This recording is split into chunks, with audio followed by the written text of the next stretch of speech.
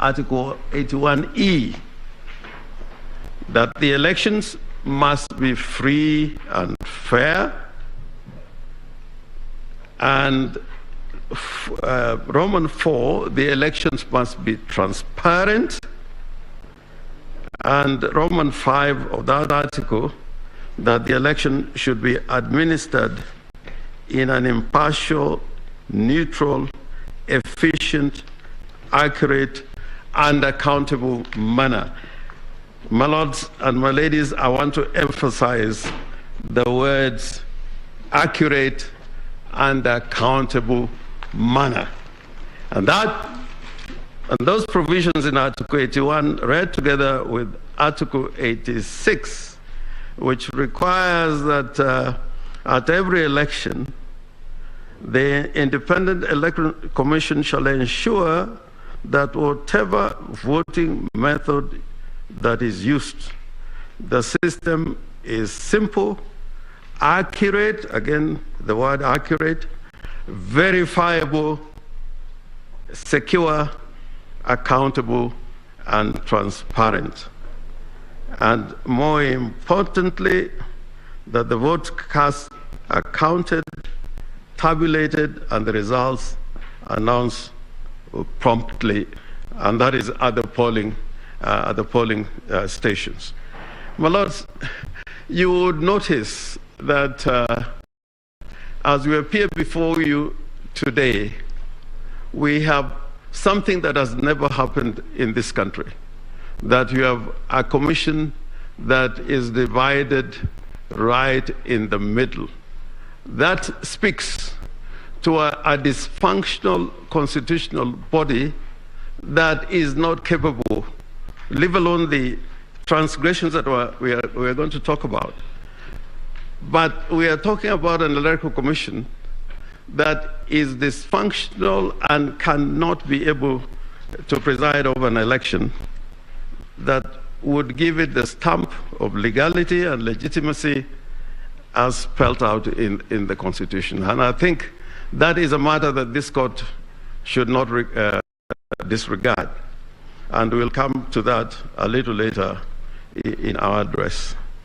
Indeed, the Tower of Babel has been brought down by the appearance of two factions within the Commission before your lordships and my ladies. And this, in event, has created a situation where no Kenyan can believe that the pronouncement of the first, of the ninth, I think the second respondent, Mr. William Samoei Ruto, as president-elect, came out of circumstances as envisioned in the Constitution of the Republic of Kenya. And your lordships, we would invite you, and my learned friends are going to address you on this point as to what really happened within the Commission. Now, coming to the subject matter that I'm going to address you on in the question of the issue number 7, that states that the declared president-elect, whether the declared president-elect attained 50% plus 1 vote of all the votes cast in accordance with Article 138, sub-Article 4 of the Constitution. We want to persuade you that the second respondent never attained that constitutional threshold.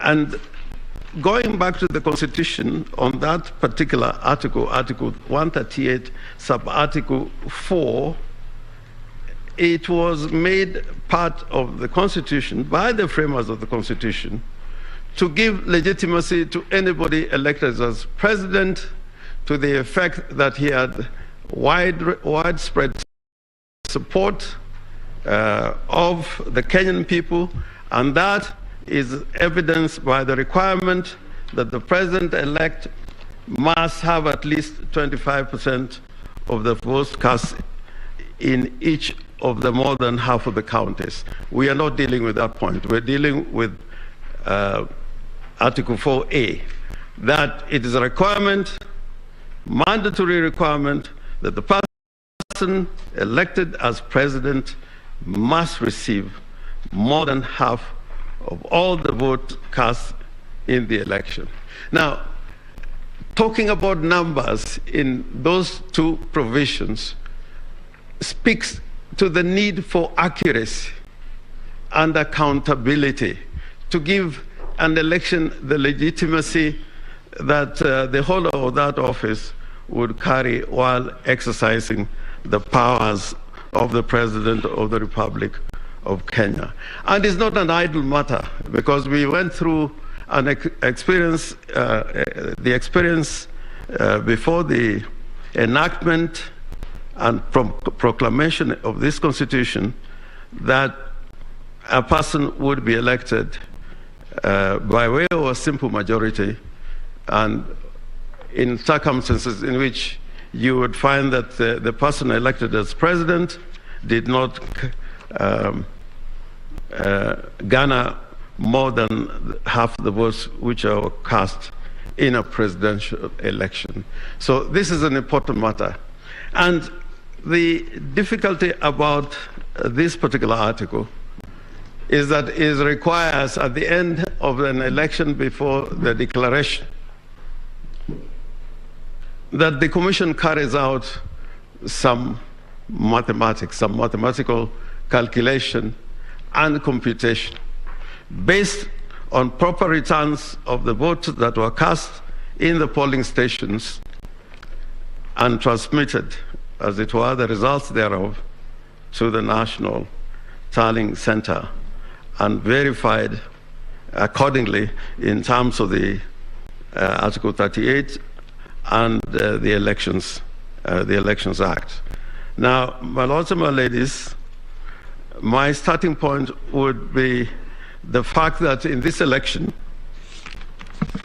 it was declared that, and that is found in paragraph 7 of our petition, that the second respondent in the declared result garnered 7,176,141 votes, which according to the Electoral Commission represented 50.49% of the votes cast in the election.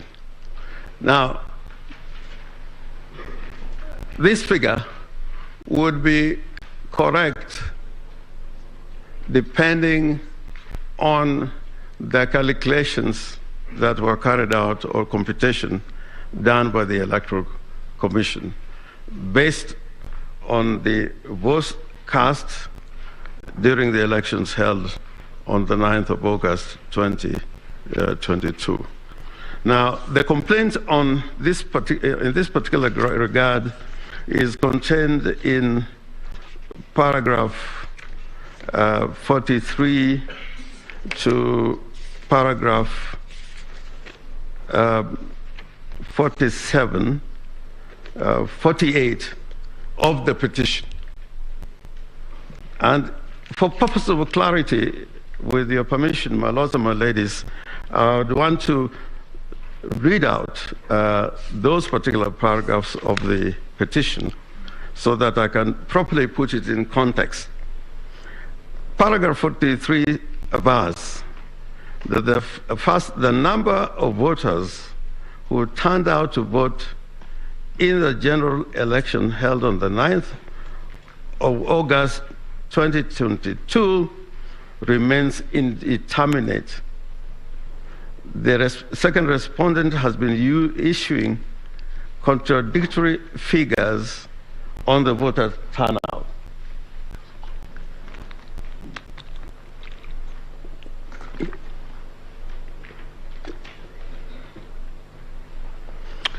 On the 9th of August, 2022, on or about 1600 hours, 1 hour before the close of polls, the first respondent reported through various public news media outlets the voter turnout around the country was fairly low and was at an average of 52% of the registered number of voters.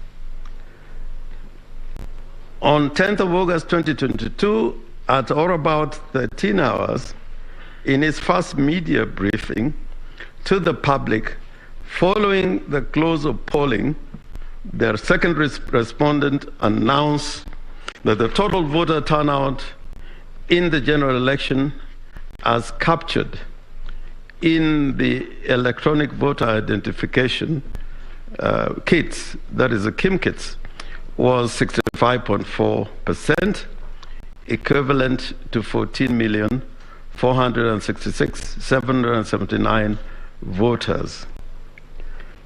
Roman 3, the second respondent, however, indicated that he expected the above number to rise once the number of votes identified manually was taken into account.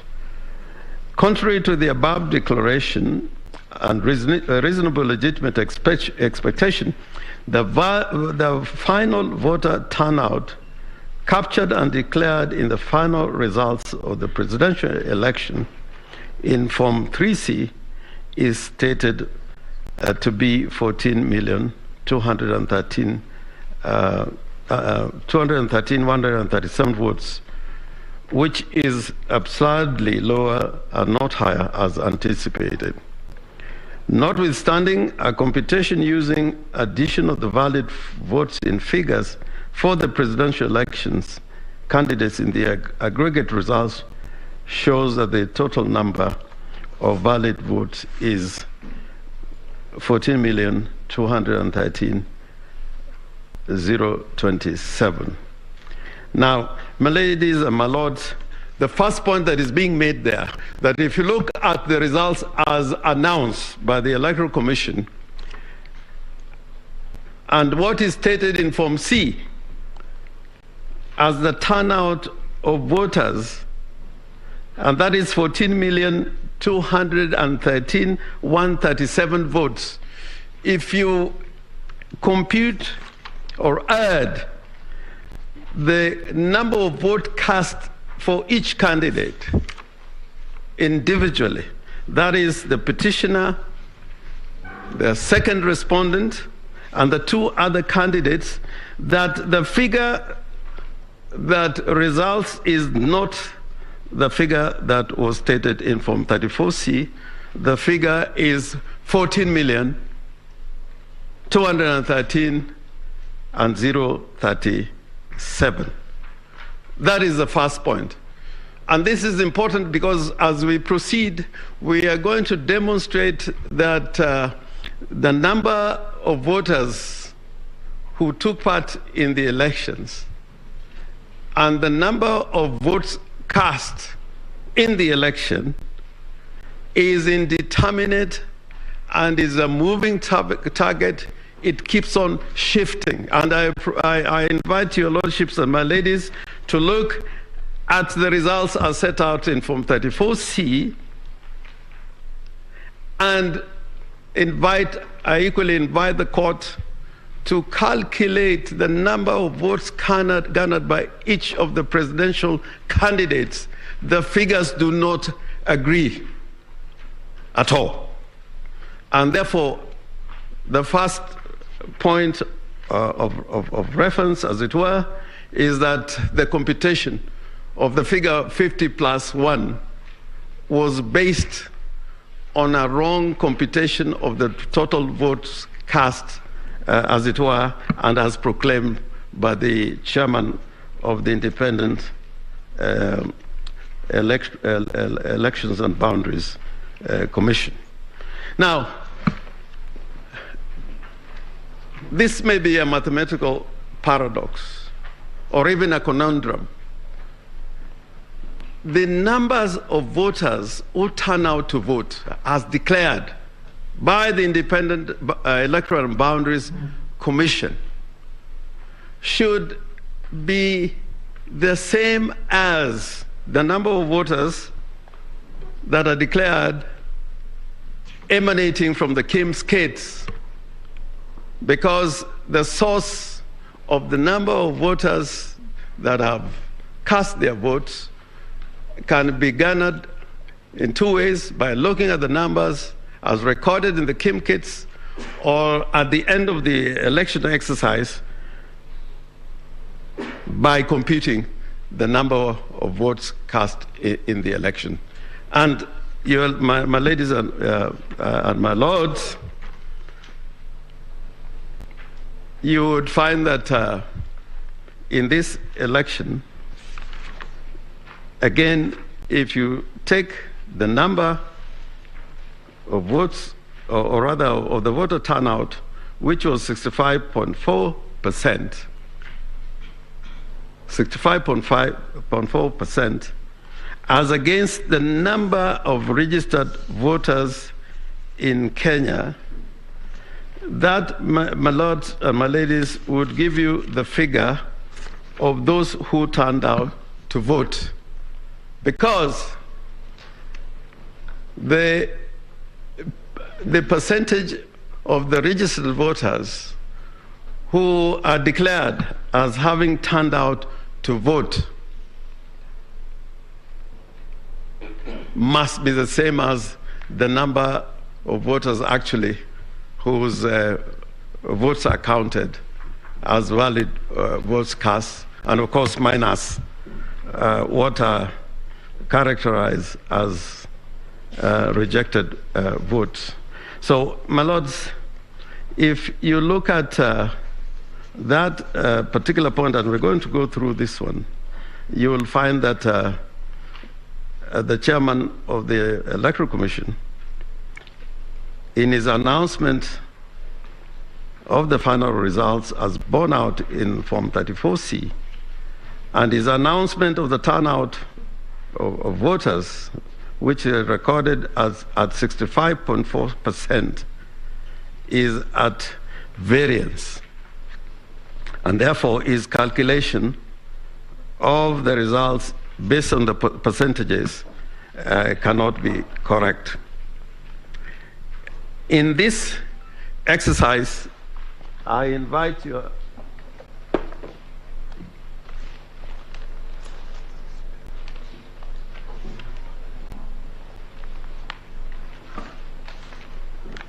In this exercise, I invite the court to look at the affidavit of one Edgar Ouko Otumba.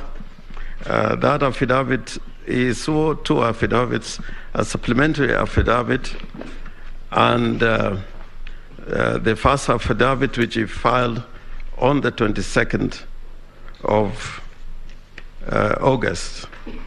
And my lords, in that affidavit, he makes a case, and Mr. Otumba has got a doctorate degree in applied statistics from Maseno University, and indeed he did assist this court in the previous petition in 2017. And he talks to the difficulties,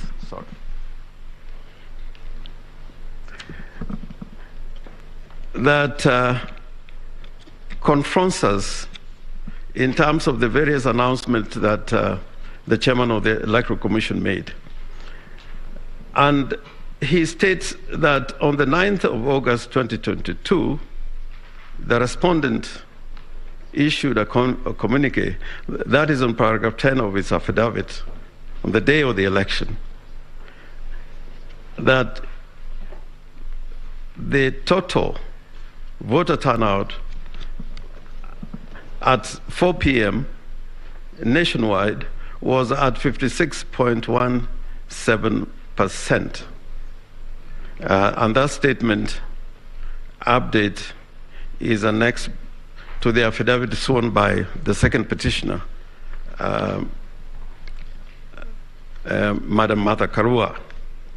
Then, at the close of the voting, the first respondent again issued a statement that the total number of voter turnout, based on the KIMS kit, was 65.4%, which culminates in a total of 14,466,779 votes. And that communique is borne out in the affidavit again of the second petitioner. In an affidavit that is sworn on behalf of the petitioners, first and second petitioners, Mr. Nyangasi Oduo, in his affidavit, he talks to the Form 34C, and I'd referred to this earlier, where the total number of vote cast is 14,213,000. Now, the same Mr. Edgar Otumba saw a supplementary affidavit on the I think this affidavit was sworn on just a minute. On the 20th of August 2002. And I invite you, my ladies and your lordships, to look at this affidavit, because it analyzes several scenarios, including scenarios where the rejected votes are not computed, and scenarios where the declaration made by the chairman of the Electoral Commission as to the manual votes which were cast, which were recorded 86,889, and where those votes recorded as manual votes are computed together with the votes that were transmitted electronically. And then scenarios that would include the constituencies where the votes were declared later, including Ella's constituency. Now, the central point, and I want to make this point again, that the case that we are trying to make out is that if you look at the declaration made by the chairman as to the voter turnout, that will give you, as a percentage of the total number of registered voters, it will give you the number of voters that turned out to vote in the election, as opposed to another way of arriving at the same result, simply counting the number of voters that were recorded to have voted and cast their vote in the election. It is an equation that must agree in a mass submission. If the total number of voters that take part in the election do not agree with the votes that are counted as cast in accordance with Article 138(4), if they don't agree, then it means that the results of that election are not accurate, they're not transparent, and they're not accountable. And therefore, I'm inviting your ladyships and your lordship to go through this affidavit of Mr. Edgar Uko Otumba, because he lays out clearly there's several scenarios in which it is quite clear the second respondent, one William Samoei Ruto, could not have garnered 50% plus one of the vote cast in the election. And Since all that is in our submissions and is in the two affidavits that are referred to, I invite your ladyship and your lordships to go through, and you find that it is indeed very compelling, the analysis given out by Dr. Edgar Otumba. Now, your ladyship and my lords, I'd also invite you to look at the affidavit of one Celestine Anyango Opio,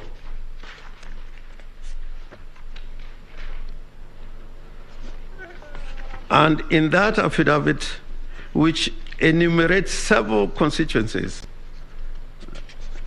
including Chepalungu and many others, where in terms of the results as transmitted to the public portal, there was a systematic deduction of the votes cast for the first petitioner. And the same number of votes that were deducted from the petitioner were added to the votes of the second respondent. And the unique thing about this scheme is that the number of votes cast, the total number of votes cast, remained the same. The difference only was to the extent that the same number of votes that was deducted from the petitioner were given to the second respondent. And I leave that to your lordships to look through when you retire, because the Form 34As, in respect of those particular polling stations, attached to the affidavit of Celestine Anyango Opio. There is also the affidavit, two affidavits from Arnold Ochieng Oginga, and this is particularly important because it contains discrepancies of the results in several areas, and in voter turnout in Form 334C and the KIMS kit. And all this, my ladies and my lords, taken in totality, would affect the results of the elections. In paragraph 16, up to the end, he goes out analyzing areas where there were discrepancies, and you would notice, my lords and my ladies, that in totality the discrepancies accounted for votes which are more than 140,000 votes. And in our submission, that has an impact on the result of the elections as declared. And I invite your lordships and my ladies to look at those particular analysis and annexures attached to the affidavit of Arnold Oginga. In the same way, in a further affidavit, Mr. Arnold Ochieng Oginga carries out an analysis in response to the responses to the petition by the respondents. And my lords, again, you would notice the number of votes that were being manipulated in order to secure a result that would favor the second respondent. And we have attached the relevant documentation, the forms showing the results, Form 34As, 34Bs, those particular forms. And finally, the Form 34B, which is a collation of votes at the constituency tallying centers. Now, my lords, I would conclude by saying that unlike many elections, this particular election, there was deceit, there was manipulation, and all this was premeditated and made possible by the attack, if I may put it that way, on the IT structure and system of the Electoral Commission. The way that the Commission was able to deal with the forms when uploaded and downloaded, staged, transmitted, deleted, all this in totality, if you look at the case we put before you, my lords and my ladies, set out in the affidavits that I referred to, shows an election that was rigged in favor of the second respondent. And on that basis, my lords, we urge that you nullify the elections on the basis of the fact that the second respondent did not attain more than 50% plus one of the votes cast in the election. I thank you. I now invite Ms. Julie Soweto to deal with the second limb of our submissions.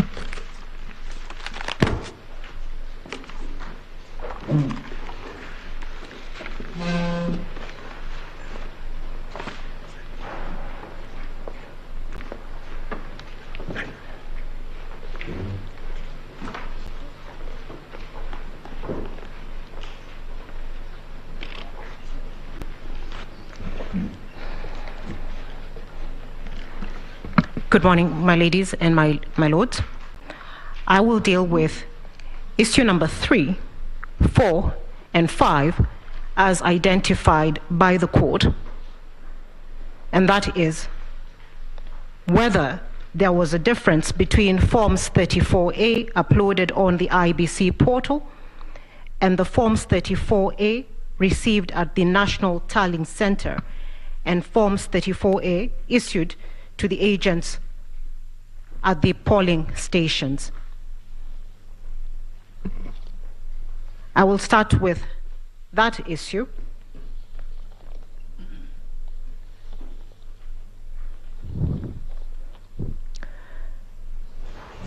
My ladies and my lords, the evidence that we supply for that issue is contained. First of all, the complaint is at paragraphs 81 to 91 of the petition, and the evidence is contained in the affidavits of Celestine Anyango, Arnold Ochieng Oginga, Benjamin Agina,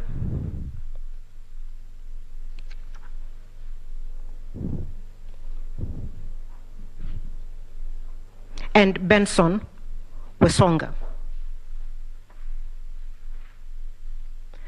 My lady, in Celestine Anyango's affidavit, the complaint is made that in 41 forms from the polling stations that she looked at, the Forms 34A received by the petitioner's agents vis-a-vis the Forms 34A uploaded in the IBC portal and those brought to the tallying center are different. The sampled forms were from Bomet, Kiambu, and Kakamega counties. The evidence is at page 18 to 106 of the affidavit of Celestine Anyango.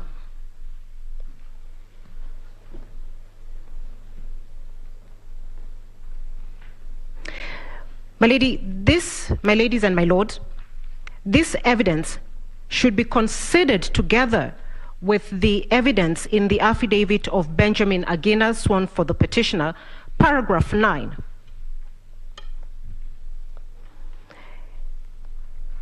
Which deals with the Forms 34A that the IEBC had stated it would procure, and the features in those forms that should have been used in the election.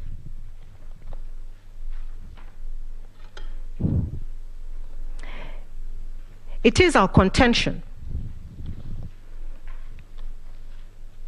that what the IEBC set out to procure is not what they procured in the first instance.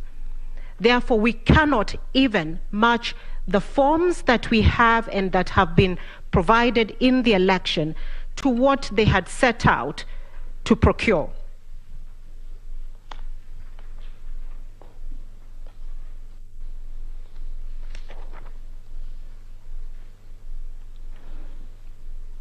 We have stated in paragraph 110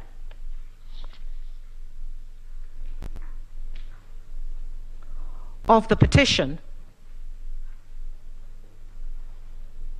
from paragraphs 108 to 110,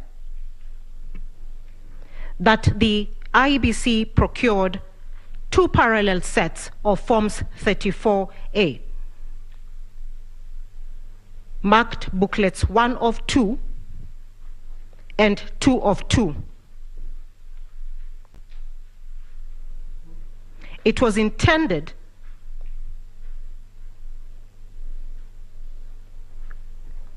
that only booklet 1 of 2 would be used at the polling station, while booklet 2 of 2 was to be placed in a tamper-proof envelope and not to be used at the polling station. The forms that have been transmitted, of the forms that were used to transmit the results in this election 2022, do not meet the standards or conform to either of the forms that the IEBC said were going to be used, and this evidence is in the affidavit of Benjamin Agena. That is the first limb of the evidence that we submit through Celestine Anyango that shows the deliberate mischief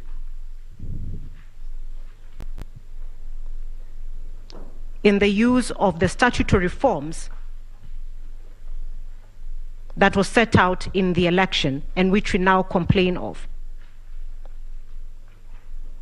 Going now to the evidence provided by Celestine Anyango in the 41 forms, what was observed is that the forms that the agents have and the forms in the portal are the same in all features. They have the same serial numbers. They are embossed using the same stamps. They're signed by the same agent, presiding and deputy presiding officers. However, the figures in the forms have been tampered with and are different with regards to the results for the first petitioner and the results of the first respondent, William Samoei Ruto.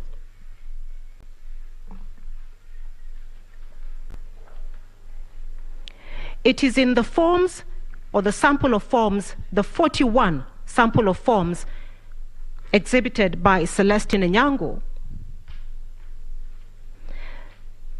that votes have been reduced from the first petitioner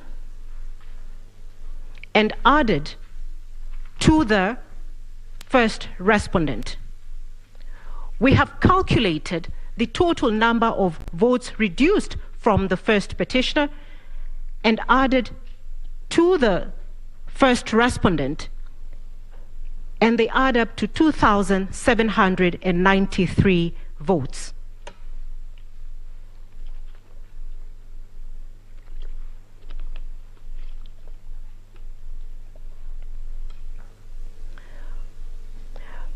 My ladies and my lords, we contend that the figures are important because of the slim margin with which the first respondent won the election or was declared as the winner in the election. And the court, we ask the court to keep a note on that.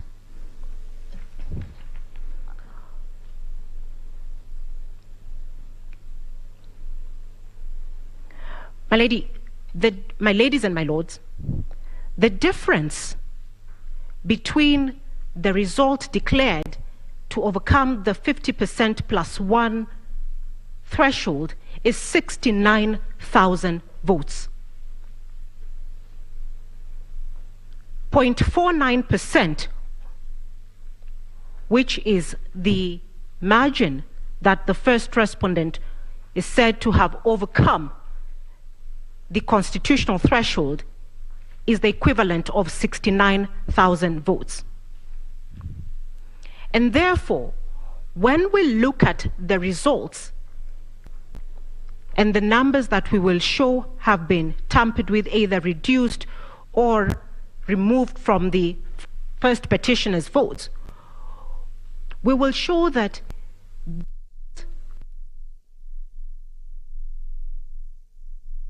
affect the outcome of the election or the result of the election.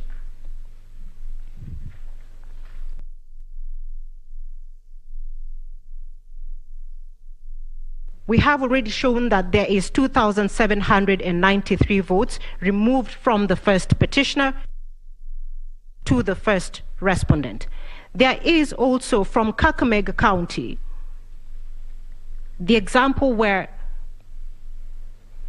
votes would be deducted from the first petitioner, but not added to any particular candidate.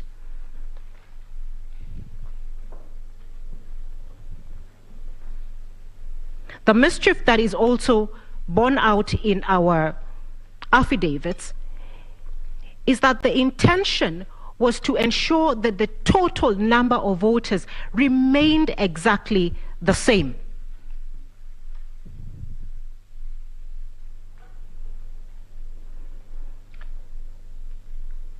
So, for example, just a minute.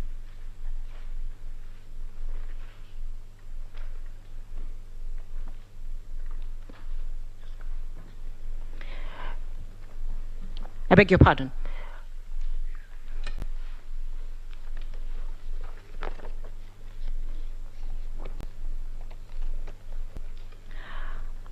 At page 2 of the affidavit of Celestine Anyango's affidavit, at paragraph 4,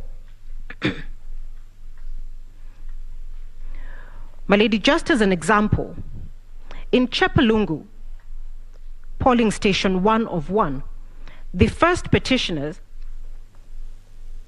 and the physical copy of the Form 34A that was given to the agent, the first petitioner had 61 votes.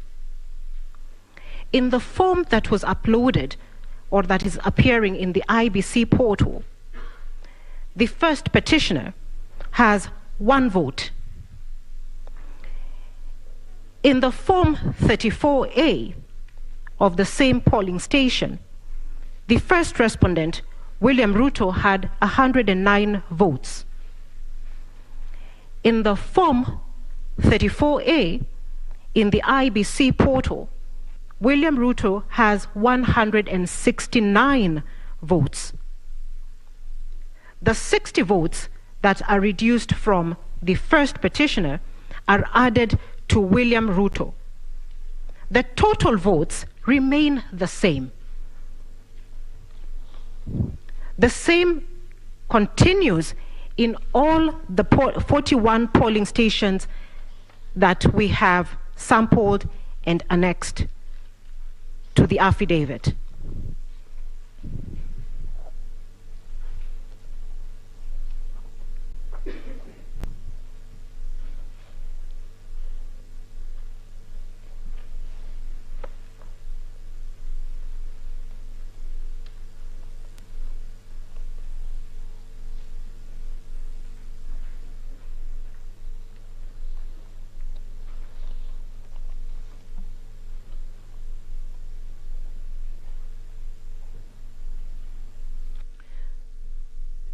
Similar to that issue is the evidence sworn by, in the affidavit sworn by Arnold Oginga at page 4 to 13, where he highlights discrepancies in the Forms 34A issued to the petitioner's agents and the ones uploaded by the first respondent, sorry, not the first, the IEBC, in the public portal. Arnold Oginga sampled polling stations, 25 polling stations in Baringo, 15 polling stations in Nairobi, and he finds the same results as Celestine Onyango, where a total of 1,570 votes are added to the votes of the first respondent, William Samoei Ruto, that are not borne out by the original Forms 34A issued to the agents.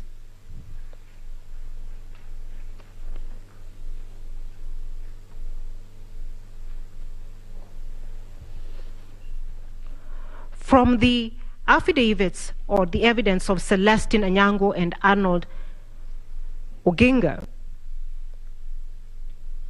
we conclude or find that the total number of votes deducted from the first petitioner and added to the first respondent is 4,463 votes.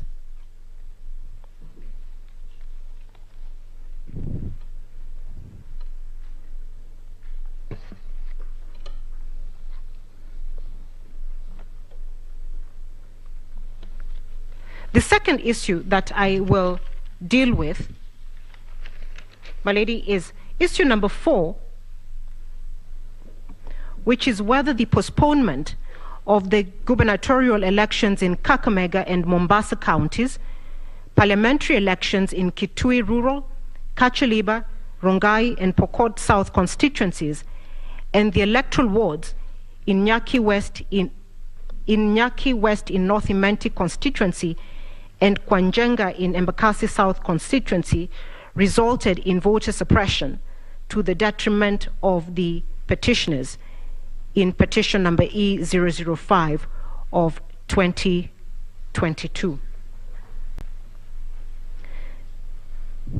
The evidence that we rely upon for this is also in the affidavit of Celestine Onyango, Arnold Oginga, and the affidavit of Ezra Sunguti, who was an agent of the petitioners in petition number E005 of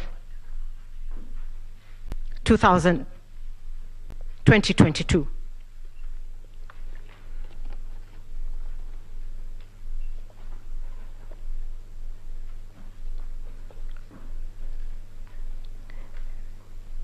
My ladies and my lords, the first complaint and the issue in this matter is that the elections, first of all, were cancelled only in the strongholds of the first petitioner. That is the consistent theme with all the counties or constituencies where the elections were cancelled. Therefore, as the election started, the first petitioner did not start equally with the first respondent.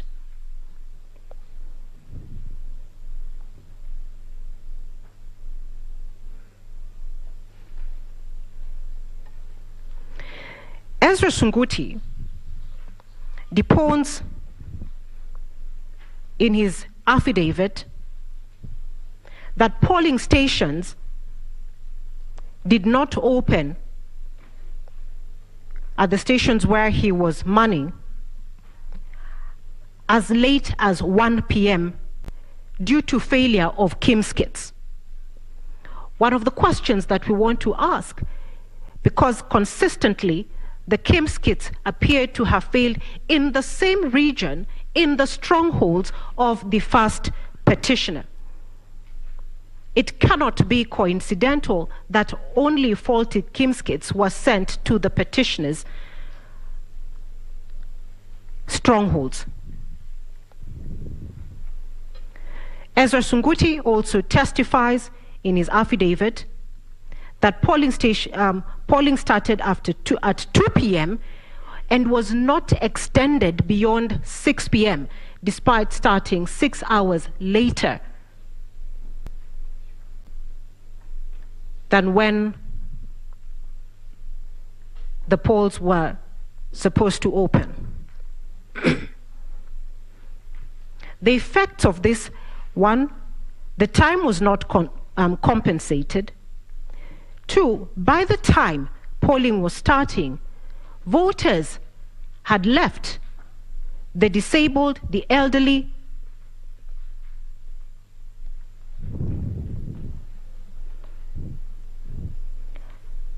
and therefore the turnout in those polling stations was affected. This particular evidence has not been controverted by the respondents.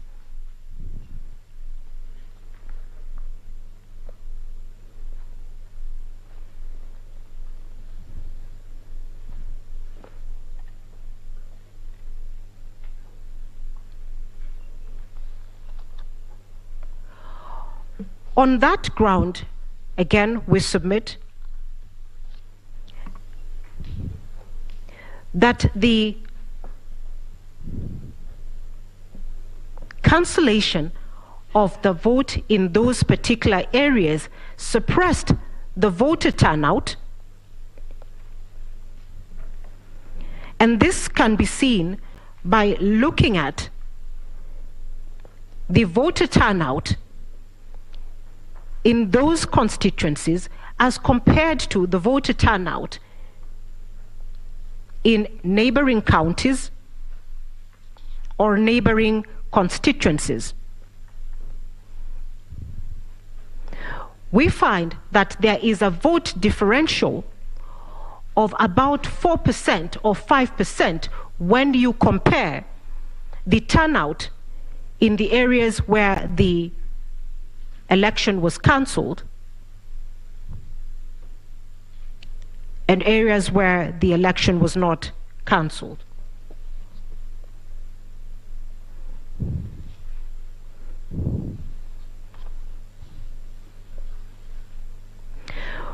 My ladies and my lords, we also consider that the cancellation of the votes of the election in the strongholds of the first petitioner was deliberate because the reasons given by the IEBC or the chairperson are not borne out by the statutory provisions for cancellation of the election.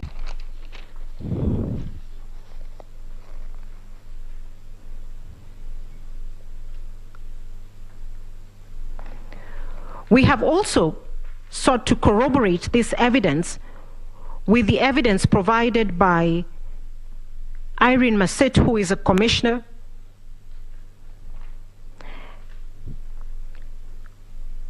who testifies at paragraph 26 of her affidavit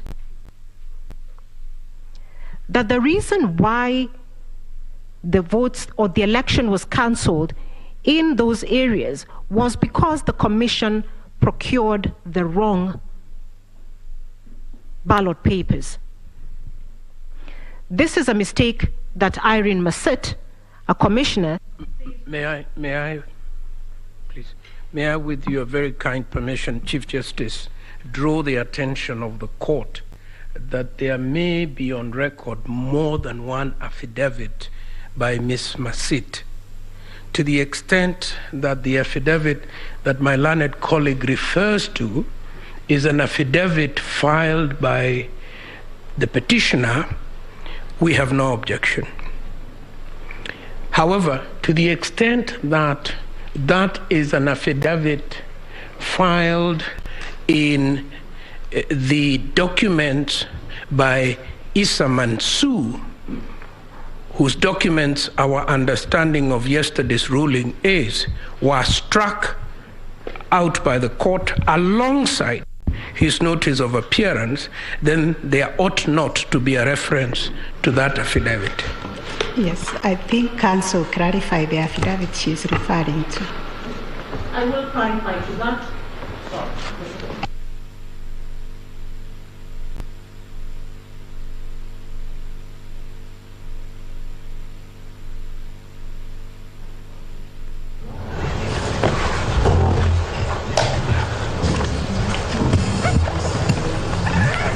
Sorry. My lady, I hope the time will be restored to me. My learned senior. There is an error that was stated by my colleague, Professor Githu Muigai. The ruling by this honorable court struck out the notice of appointment of Advocate Baisa, not anything else. That is what I heard with my own ears. My lady, I can't.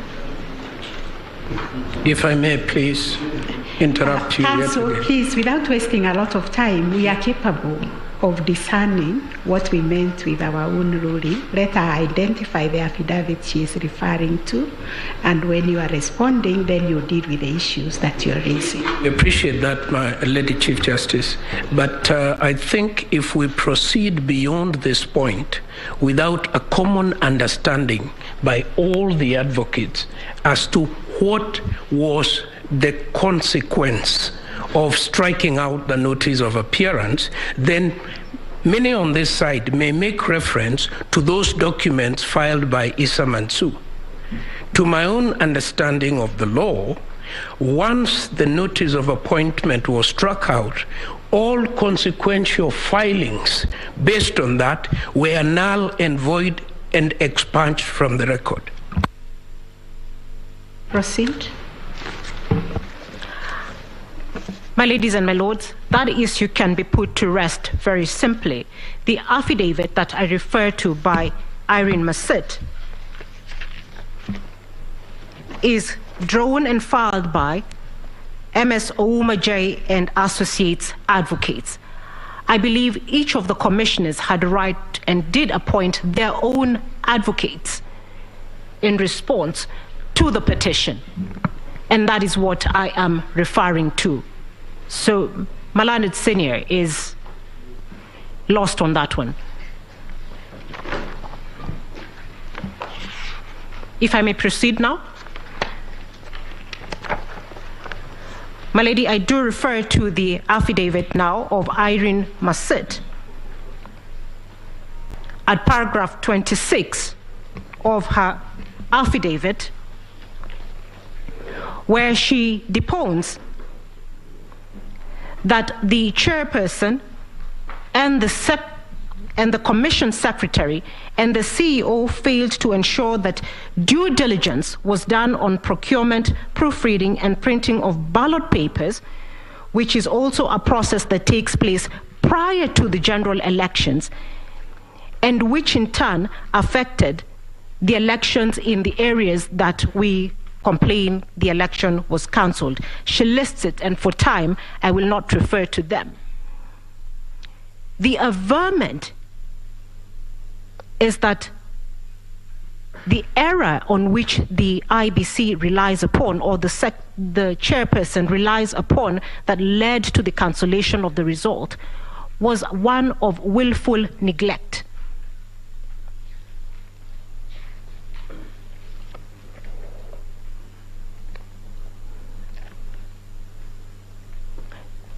Irene Masit further testifies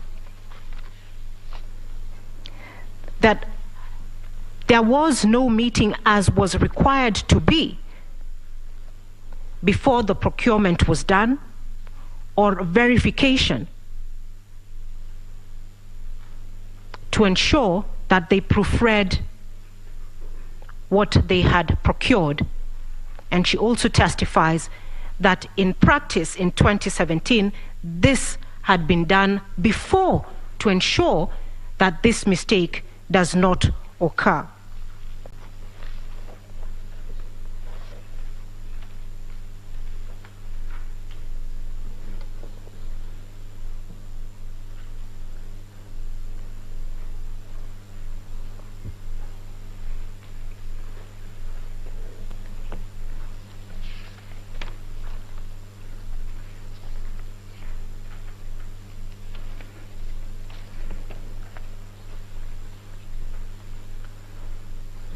My ladies and my lords, to the extent that that admission is made by a commissioner, we submit that we are supported or find corroboration to our complaint that the cancellation of the vote in the areas in which we have complained about was deliberate and not accidental.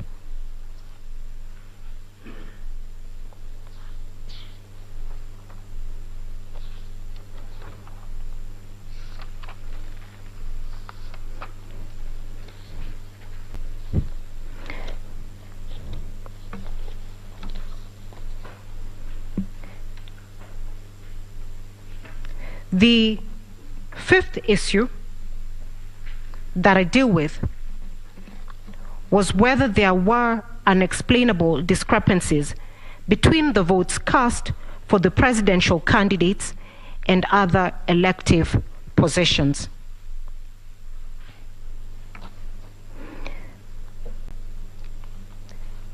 This evidence is found in the affidavits of Celestine Anyango,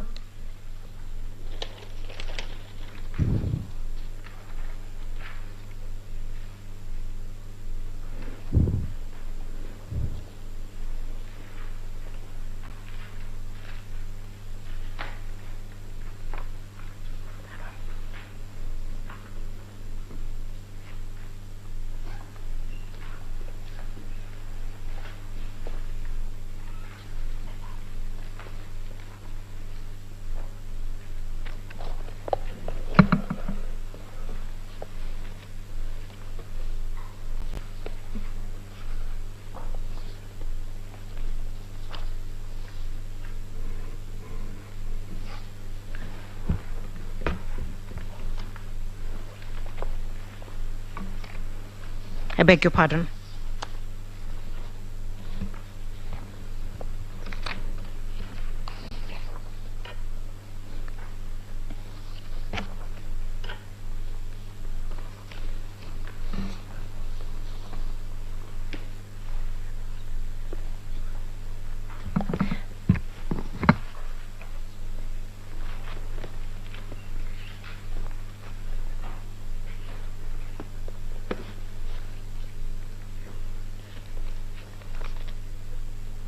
My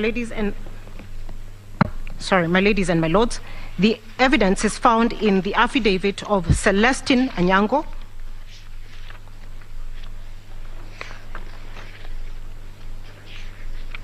where she shows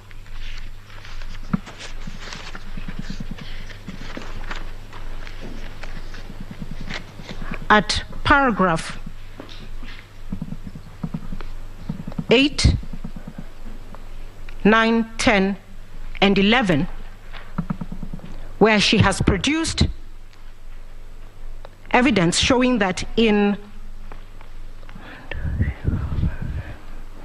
8 counties, there was a discrepancy between the votes cast for the president, votes cast for the governor, votes cast for the senator, and votes cast for the woman representative.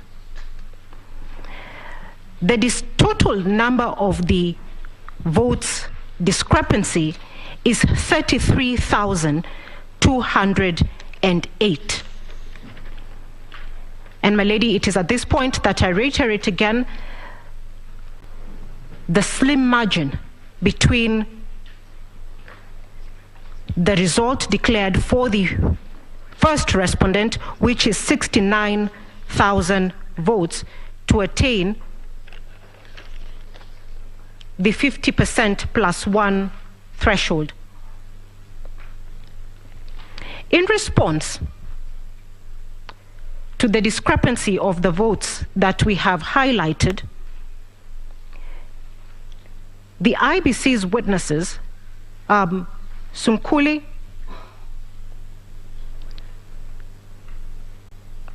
Moses Ledama Sunkuli, I believe, states that those discrepancies are accounted for by prison votes.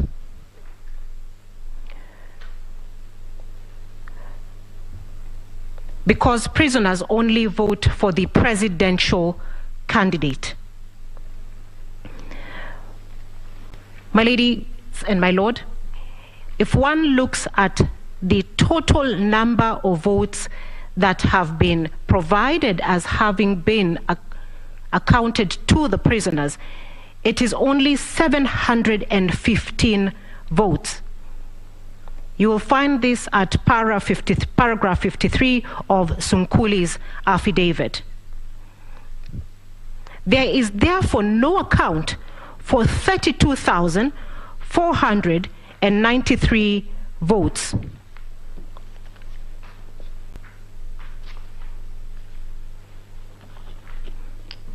On that issue alone, we would like the court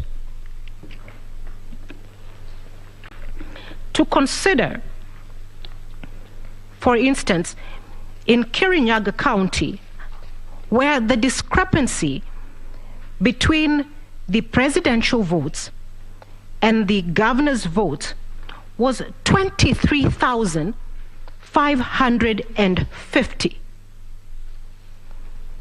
which the only answer given by the respondents is that these were stray ballots. My ladies and my lords, a rough calculation of what is given as stray ballot for Kirinyaga County alone yields 33 stray ballots per polling station on average in Kirinyaga County, which we submit is not possible.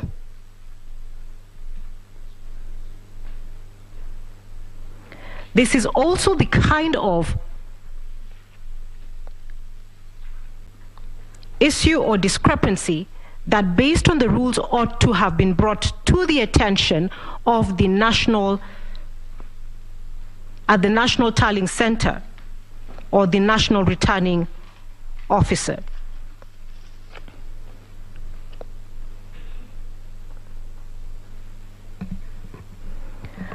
We rely also upon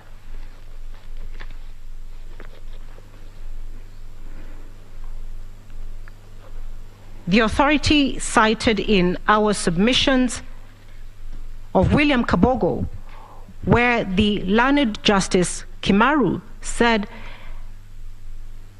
a difference of over 5,000 votes between the parliamentary position and the presidential can only be as a result of fraud.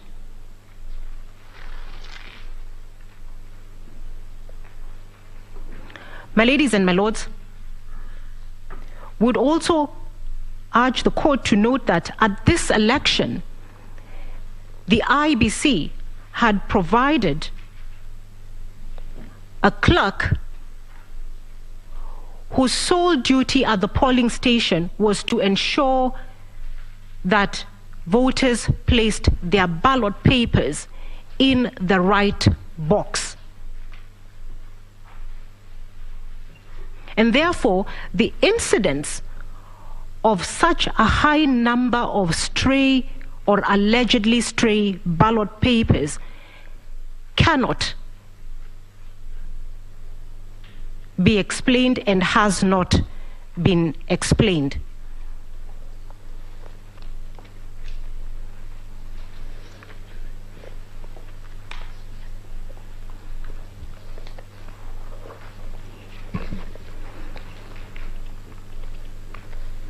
Finally,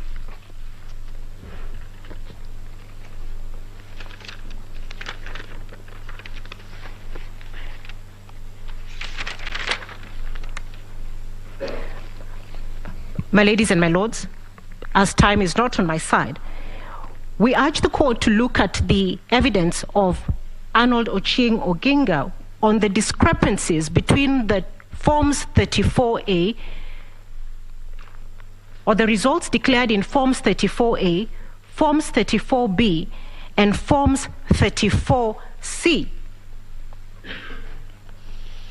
The design of the election was that this was to be a seamless transaction, and therefore the Forms 34A and the results therein ought to be the same as the Forms 34B and ought to be the same as the Forms 34C. In his affidavit, Arnold Ochieng Oginga finds that there is a discrepancy in the results to the extent of over 180,000 votes.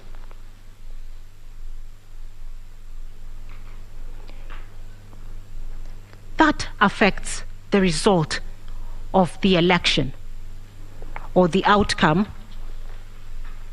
of the election. I will stop at this particular point and invite my senior, Mr. Paul Mwangi, to continue.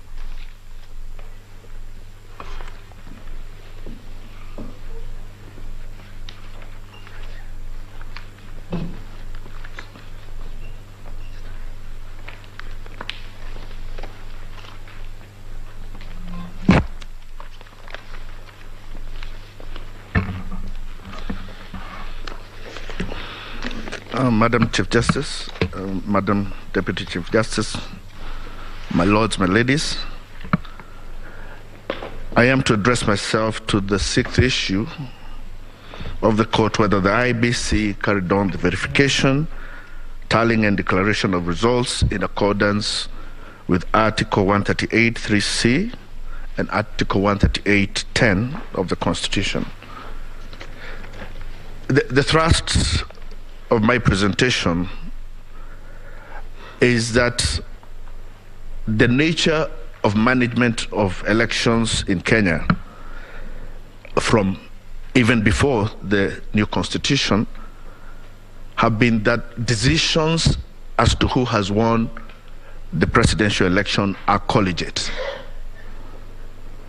and that the collegiate nature of the decision as to who is the winner of a presidential election goes down to the description of what is a free and fair election under Article 81. And in Article 81E, the Constitution describes a free and fair election as an election, E3, conducted by an independent body, 4, transparent, and 5, administered in an impartial, neutral, efficient, accurate, and accountable manner. And it is my submission that this goes not to just what the Constitution says, but what Kenyans have practiced and what they have come to expect whenever bodies are making decisions. Possibly more than any other body, the judiciary has been able to show Kenya the nature of collegiate decision making. We have had live court sessions from the High Court to the Court of Appeal to the Supreme Court. Kenyans have seen often the presiding judge, in this case even the Chief Justice, consult even sometimes openly with other judges before the court arrives at a decision on even very small things. And we have even had situations when a decision becomes grave. We have seen judges retire to go so that they come back with a collegiate decision. So that is what Kenyans have come to expect, and that is also what Kenyans expect even from the Independent Electoral and Boundaries Commission. First, the nature, our commissions are made up of at least 3 members and at most 9. And if you look at the qualifications of all these members, they are all, whether it is the chairman or the members, largely have the same qualifications. They are all identified and recommended for appointment among the same criteria. They are all approved by the National Assembly. They are all appointed by the President. So there is no basis on which the chair of any commission can treat as subordinate members of that commission or treat them as if they have lesser qualifications or lesser competencies than him. They all enjoy the same security of tenure. They all enjoy the same security in their remuneration. And so they are all expected to execute very substantive mandates. My Lord, this question as to the mandates of commissioners came up in the case of Michael Kamau versus the Ethics and Anti-Corruption Commission, which is in our list of authorities, came up in the High Court and came up in the Court of Appeal. And the court, both courts were very categorical as to the fact that the constitutional mandate of a commission is borne by the commissioners. And in that case where a commission had attempted to reach a decision without commissioners, the court annulled that decision and said that that decision had to be made by commissioners. And in respect of the powers of a chairperson, again, the Minor Kiai case all the way from the High Court to the Court of Appeal and to this court have made it clear that the chairperson is not the commission and that he has to act with the rest of the commission for him to deliver a proper constitutional decision. So that collegiate nature of the decision making in a commission is captured very well in Article 138(3)(c) and in Section 39(1)(c) of the Elections Act, which make it very clear that it is for the commission to tally and verify the results. And in Article 138(10) is only where the chairman is asked to declare the result of that decision. And our submission is that the requirement to declare does not give the chairman any power to tally, to verify, or even to reach a decision as to what he is going to declare. That part of the Constitution was first captured in Section 41 of our previous Constitution, in subsection 11, which had a proviso that provided any decision of the commission shall require the concurrence of a majority of its members. And that is why I say the collegiate nature of decision making at the Electoral Commission even precedes our new constitution. And at that time, there was an attempt, which I will submit is an attempt that has also been made this time by the chair of the Electoral Commission, to take away that collegiate nature of decision making at the commission. And if you read the Kriegler report, which is also next to a list, it talks of an attempt at that time, well, actually an actual creation at that time of an office that was called the Supervisor of Elections. And the Supervisor of Elections was an executive office that was used to undermine the independence of the Electoral Commission of Kenya.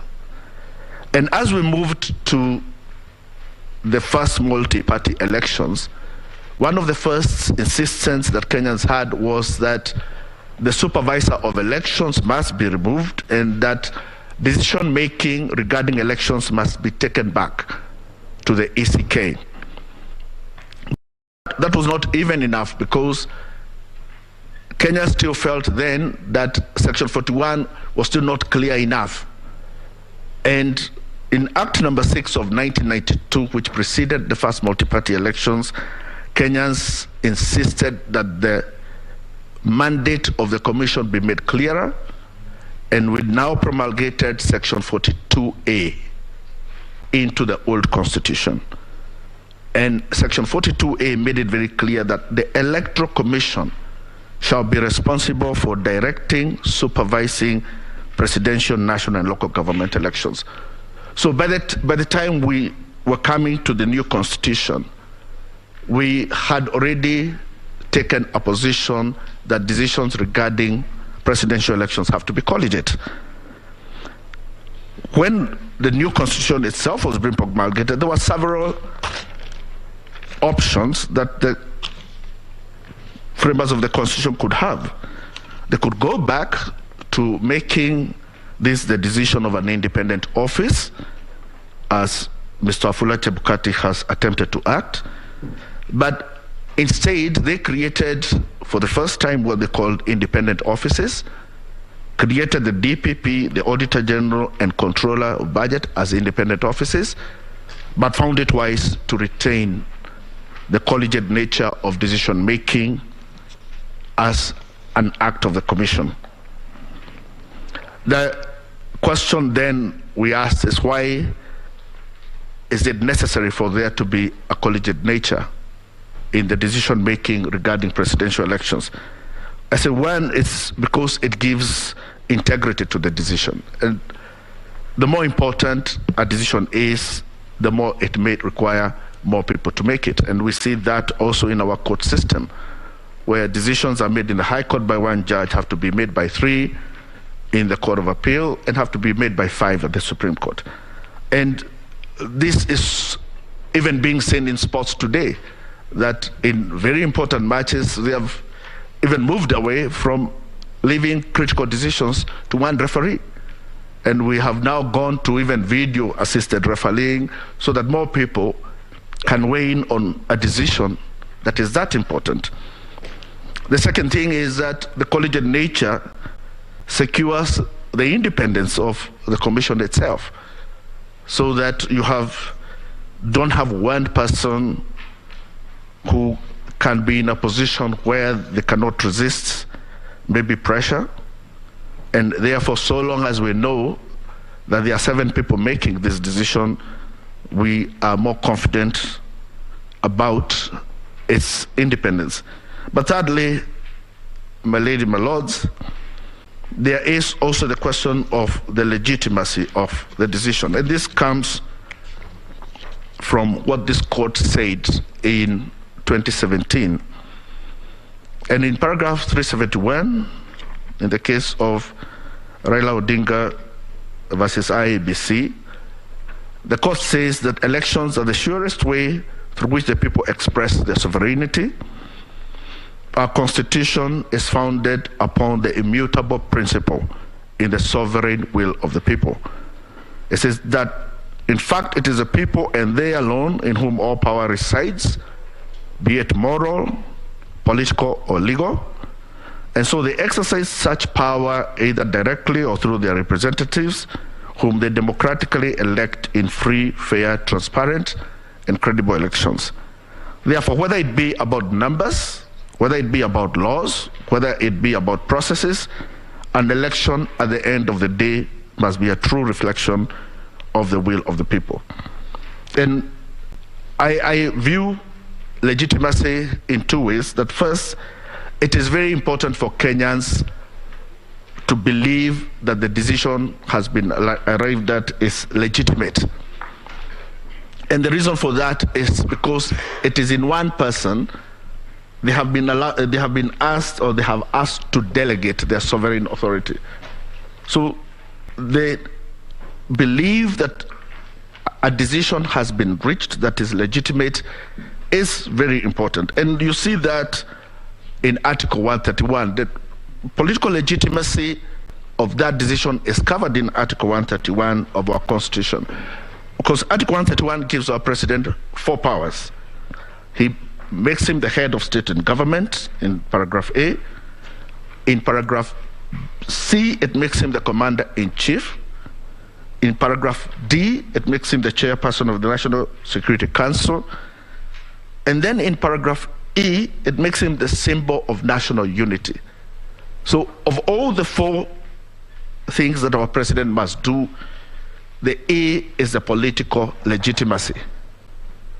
And if decisions are arrived at as to who has won an election, and they do not carry with them the legitimacy that is required, then you have somebody who cannot exercise the duties, execute the duties under 131E as being the symbol of national unity. But there's a second reason.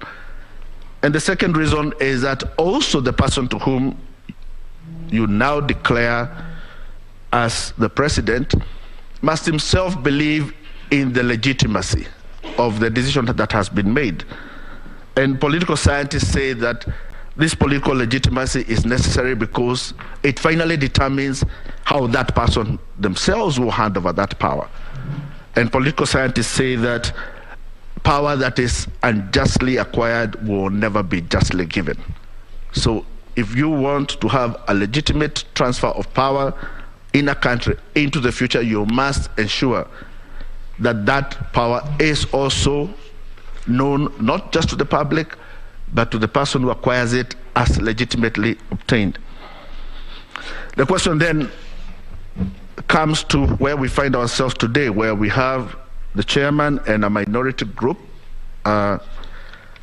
saying they carry the day in this decision, and we have 4 commissioners. And the question this court has to ask is, who would it believe? And it's our position that Mr. Wafula Chebukati has disrespected the Constitution, has been unable to secure the legitimate result of an election that was conducted. And in terms of deciding who to believe, my lord, first and foremost, Mr. Wafula Chebukati has not had a complaint to make as to how these 4 commissioners worked ever since they entered the commission in September 2021. On the other hand, there are lists of complaints as to how he himself has conducted this election that start way back from 2017, that he bungled up the 2017 elections. We've captured in a petition that he has had 4 other commissioners resign on him previously. There's unilaterally printed ballots. He's unilaterally made decisions about use of registers. And in our both affidavits and petition, we have made a list of all the misconduct that he himself has executed. And the result of all that, you come to the conclusion that what the chairman has attempted to do is to install himself as a new age supervisor of election, totally emasculate the role of all other commissioners, and you now have a decision that is his, supported by a minority of the commission. And our argument is that that declaration is not a constitutional declaration. That declaration is unable to found the declaration that was supposed to be made under Article 131(8).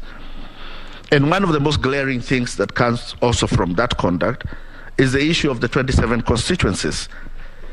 And the 9th respondent knows the importance of that, because in paragraph 6 of his affidavit, he purports that those results were read he purports that, in fact, that the disaffected commissioners announced those results.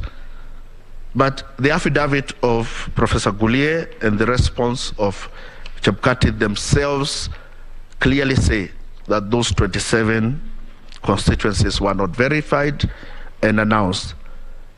And the reason for that, according to the 4 commissioners, is because he emasculated the role of the other commissioners and they never sat down as a commission. I will finish my presentation as to the unconstitutionality of that declaration with 2 examples. We have had previously a situation such as this in the Truth, Justice and Reconciliation Commission. I will ask the court to take judicial notice of what had transpired as the commissioners fought with their chairman regarding what was the report of the commission. And it was very clear that the report of the commission had to be what was decided by the commissioners. But I will also leave this presentation with something closer home. In the past couple of years, there has been a dispute between the executive arm of this country and the judiciary regarding who makes the decision as who becomes a judge. And it has been the position of the national executive that the power to appoint comes with it with some form of power to decide. And this judiciary has been very clear all the way from the High Court to this court that the power to appoint in no way includes a power to decide on who becomes a judge. I say that for the same reason, the power given to the chairman of IEBC to declare the results of an election in no way gives him any power to decide what that result will be. And if we cannot be shown how the commission as a commission reached a decision or reached the decision that was pronounced by its chair on the 15th of August, then I implore this court to use the same reasoning and tell the chairman in the same voice that it has told the national executive that your power to declare does not give you any power to decide on what you declare. That is all, my lord.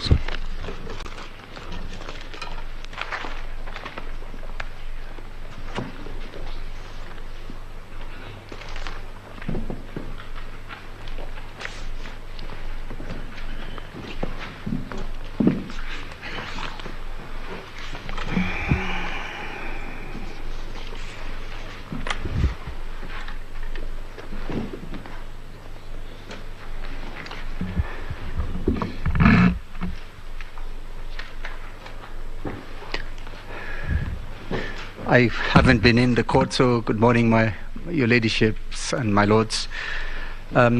My humble responsibility today is to deal with technology, and that is covered in the issues that were framed by the Honorable Court as 1, 2, and partially issue number 3.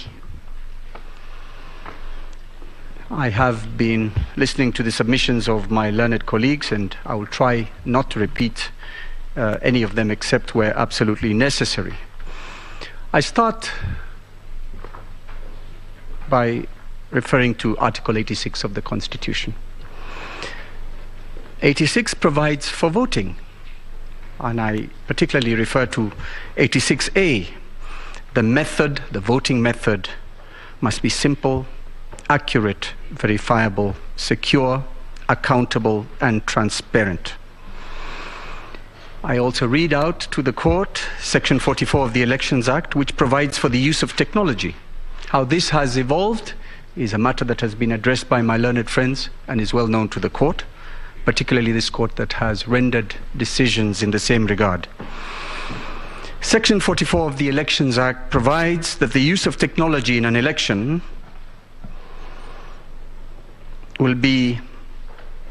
should be an integrated electronic, electoral system that enables biometric voter registration, electronic voter identification, and electronic transmission of results. Section 39 of the Elections Act provides for the determination of the declaration of presidential results. And in this regard, it provides at 1C, for the purposes of a presidential election, the Commission shall A, electronically transmit and physically deliver the tabulated results of an election for the president from a polling station in the constituency tallying center and to the national tallying center. Regulation 14 of the Elections Technology Regulations 2017 provides as follows. Information security. The Commission shall put in place mechanisms to ensure data availability, accuracy, integrity, confidentiality, as set out in the first schedule. The court is aware of Raila Odinga and another versus IBC 2017, where at paragraph 231, it provided and underscored the objective in the above laws. I will not belabor that.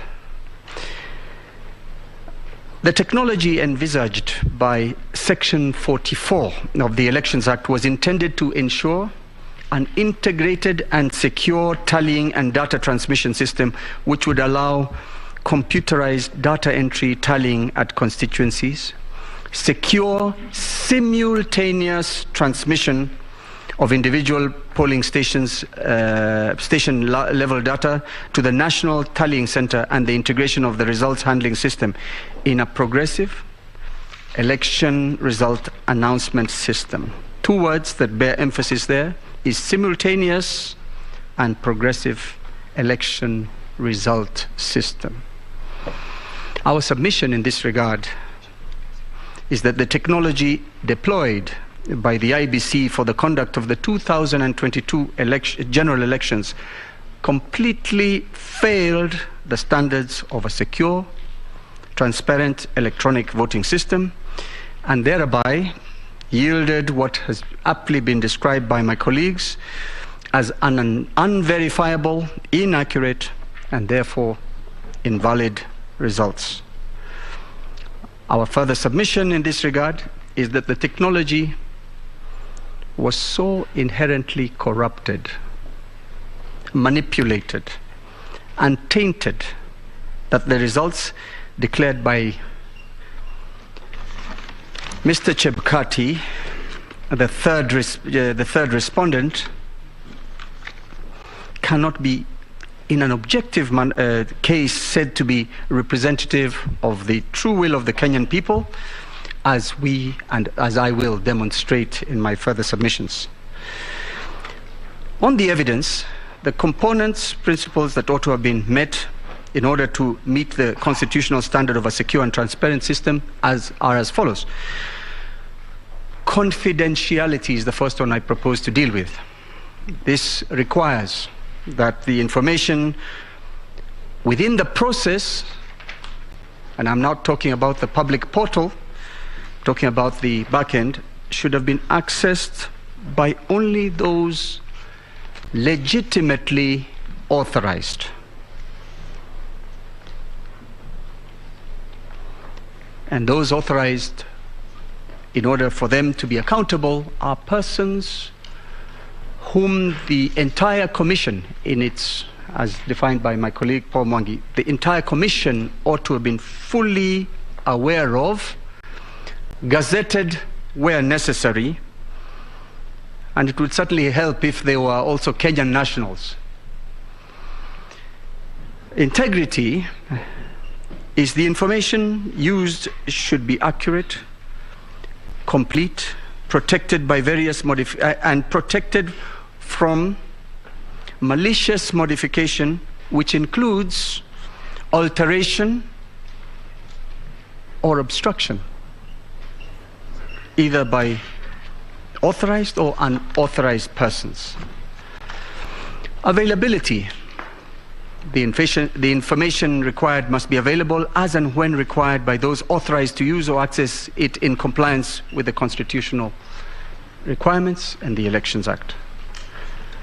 Non-repudiation, an audit trail must be maintained on activities related to the information. An audit trail in this regard is, should the court so require, should a party so require, it must be readily available in the appropriate manner. Authenticity, the information itself must be proved to be genuine, and the source must also be proved to be genuine. I submit on behalf of the petitioners that on the security aspect, there was lack of security. The first instance of that demonstrates this is the operation and use of the IBC and availability to, I repeat that again. The first is operation and use of IBC election materials and equipment to identified unauthorized persons. And I'm referring in this regard to the now infamous Venezuelan nationals. I will elaborate on that in a few seconds. The second is the penetration by way of hacking and illegally granted access of the IBC system by known and unknown persons. I distinguish between hacking and unauthorized grant of access. Hacking is where a person outside the system doesn't have the key, and I'm using the simple illustration, and so he accesses it through the roof, room through the roof or the back door, and he enters the system. The illegal grant of access is a situation where the codes, the credentials that are otherwise legitimate are granted to unknown persons. In the case of the now infamous Venezuelans, there is plenty of affidavit evidence on record, and I particularly refer to the affidavit of Martha Karua, the second petitioner, dated the 21st of August 2022, which contains or encloses the statements by the DCI, and of course the rebuttal by Chebukati on behalf of the IBC. Your Ladyship, my Lords, I also refer to the affidavit of Juliana Cherera. I also refer to Annexure JC3, the National Police Service press statement dated 22nd of July 2022. Annexure JC4, press statement by ABC Chairman dated 21st July 2022, stating that the 3 key personnel responsible for the deployment and management of elections infrastructure, and that the 3 Venezuelans were employees of Smartmatic International BV. I also refer to the Annexure JC5, press release by the Directorate of Criminal Investigations dated 23rd of July 2022, detailing the crucial election materials irregularly and illegally found in the possession of 3 Venezuelan nationals. Their names: Jose Gregorio Camargo Castellanos, that is one name, one person; Joel Gustavo Rodriguez Garcia; Salvador Javier Sosa Suarez. Those were the persons named in the detailed Directorate of Criminal Investigations report. My Lords and Your Ladyships, I would like to emphasize that the Directorate of Criminal Investigations is the national institution charged with the responsibility of investigating crime. Crime in relation to the Penal Code, the Elections Act, all crime. And that evidence the statement by the DCI regarding the Venezuelans is not a matter that can be taken lightly, and wished away by the chairman of the IEBC. I will deal then with the issue of the penetration or the compromise of the IEBC system. And I ask the court to look at the affidavit evidence of John Mark Githongo, 2 affidavits or 3 affidavits, Benson Wesonga, an IT forensics expert, George Njoroge, IT forensics expert, and the forensic analysis of the DCI of a laptop confiscated from one Kip Ngosos at the National Tallying Center. I also asked the court to look at the affidavit of Justus Nyangaya, who is one of the commissioners. Which responded? Sixth respondent. Thank you. I will summarize the affidavits. The evidence of John Mark Githongo, he has sworn 2 affidavits, one on the 21st of August 2022 and the other on the 28th of August 2022. In his affidavit, at paragraphs 2, 3, 8, 9, and 10, he talks about the illegal access into the system and manipulation of the presidential results, how it was orchestrated and implemented. At page 4, paragraph 12, he produces evidence of a video recording. Paragraph 8, page 8, paragraph 16, he witnesses how he saw this young person illegally and very easily access the IEBC system, where he was able to see information including that of his name and other accredited observers at the IEBC National Tallying Center, and pages 13 and 18 of certain screen grabs. In the affidavit dated 28th August 2022, page 2, paragraph 4, John Githongo clarifies what was given to him in the first affidavit, but more importantly, at page 2, paragraph 6, he produces the actual logs that were used to show access to the system. I wish to make a short submission regarding the evidence of John Githongo and the transcribed interview he had with this young person. And I'm discussing this in the context of the probative value of that conversation he had with this young witness.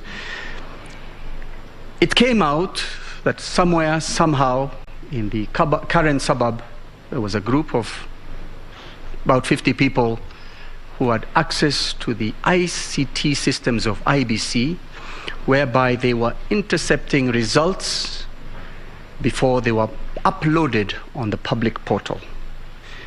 When that was put out and the responses first came, that suggestion was rubbished. But in further evidence, I will demonstrate to the court that it now turns out that that is probably and most likely what happened and what created this entire mess that is called the election results of the 2020-22 presidential election. In the case of George Njoroge, whose affidavit is on record, whose CV is on record, a computer forensic expert with wide-ranging experience in investigating all manner of crimes, including those involving terrorism, through investigating the IT aspect. In his affidavit dated 28th August 2022, he has attached his detailed audit and analysis report of IEBC results transmission system and operating system log files. And I emphasize that amongst those he analyzed are the logs annexed to the affidavit of Justus Nyangaya, who is the 6th respondent, and who was the commissioner of IBC in charge of ICT. I emphasize this because it tells us the logs, that information from the logs comes from within the IBC, the first respondent. And therefore, it must be taken as correct. Indeed, in one of the witness statements we have, or affidavits we have from one Mr. Nyaga, in various affidavits, together with Mr. Ouma, they are defensive, together with Mr. Chebukati, they reject the suggestions, but when the logs from Mr. Nyangaya are finally analyzed, they are suddenly, in particular Mr. Nyaga, forthcoming. In the case of Mr. Nyaga, and I will refer to his affidavit, his first reaction is to suggest that they have been illegally obtained and a crime has been committed and somebody should be prosecuted. In fact, the DCI should take action. That is an admission that at all times something vital to the verification of the process was being withheld, not only from this court, from the entire Republic of Kenya. George Njoroge has provided a detailed audit and analysis report, and he, at page 1, paragraph 5, confirms that he analyzed the log files. Page 11 shows the image application for each of the 6 IEBC servers that had information. And of course, at this point, I'm hopeful that in the scrutiny, the same 6 IBC servers shall be availed by the IBC as quickly as possible. Page 3, which is the part of the report that confirms several authorized individuals were illegally authenticated to gain access into the core of the live system. Several authorized individuals were illegally authenticated. We'll go and demonstrate that, because authorized could mean you're within IBC, but illegally authenticated, you have gone well above your pay grade. Page 14, 40, page 14 of the report, 14, 40, and 41, confirms that there was evidence of a remote access to the system on the 13th of August 2022. 13th being 3 days after the voting. A remote access means somebody outside the walls, virtual walls of IBC. In other words, somebody somewhere sitting out of the system has the key and can log in. Transmissions of numerous forms from a single host server whose IP address was given or is given as 172 full stop 21 full stop 5 full stop 4. Contrary to the expectations that the forms would come from various KIMS kits directly to the NTS public portal. I illustrate this, or I explain this by stating that Mr. Chebukati, chairman, went on record as saying this is a very simple system. From the constituency level, it shall come to the National Tallying Center, onto the portal that is public. He has no intervention whatsoever. He can't stop it. It comes. To the extent that I remember one conversation on in one press statement, he was asking the press, "Why are you so slow? You know, I'm faster than you." But that is how it was supposed to happen. But the evidence will show that we have provided that there was an illegal, malicious, and unauthorized existence of commission staff who are not officially gazetted and mandated to be part of the electoral process, but who had access. Page 15, and one of them I should state now was his personal assistant, whose name I shall provide shortly. Page 15 shows that there was evidence of, this is important, there's evidence of downloading and conversion of the forms from the system and thereafter uploading them with new information. Your Ladyship, my Lords, I explain this by saying a Form 34A has been uploaded from the constituency level by the returning officer. Before it hits the front end of the public portal, meaning the side that we will all have access to, it is downloaded, it is changed, converted into a system known as CSV, which is comma separated values, that's what it means, which is an editable format from the original PDF format. PDF, we all use that abbreviation without getting what the meaning. It means portable document format. The PDF cannot be edited, whilst the CSV provides the opportunity, the facility for editing. So if one were minded, that is the point, and we submit that is what happened when the numbers are changed within the Form 34As. Otherwise, there would have been no need for downloading the system, the documents, and uploading them after after a bit of time, sometimes hours, sometimes a few seconds.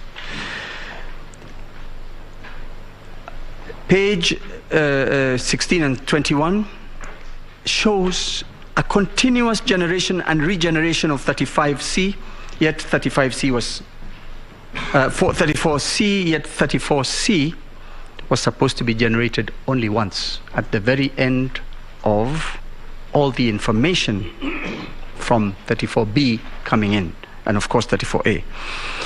Page 17, this is an important component of our submission. There was overwhelming evidence of back-tallying of presidential results. This means that a Form 34C was being generated with a result, a desired result, and thereafter what seems to happen is a process of going backwards to change Form 34B and 34A to give the result that was desired. This happens continuously, and it is illustrated very well in the evidence of Mr. Njoroge. What is obvious, but bears repeating, is that the process, the system was only supposed to work forward going, not by way of back tallying, meaning 34A, the aggregate of the 34A was to create the 34B, and the 34B aggregate would create 34C. Once 34A, as many as there are polling stations, etc., going forward. But what you see from the report of Mr. Njoroge is after the voting, until the results are announced, far too much activity, all starting with the generation of a 34C. The analyst is not able to know exactly what is going on, but it can be surmised from the abbreviated logs that show you're seeking to generate a document, and in computer parlance that means you're seeking to edit something, you're seeking to change something. My hypothesis from where I stand is, and I'll state at the very end, clearly a result for the first respondent, that is Mr. Ruto, was being arrived at well before the tally was in. And each time work was being done to try and fit A and B into that result. And through the confusion, because people who engage in such exercises make mistakes, at the very end, the result is forced on Kenyans through a defective 34C, where the commissioners cannot agree, and Mr. Chebukati walks and says, it doesn't matter, third respondent, it is my result, and you can tell what you want to the birds at Serena. So,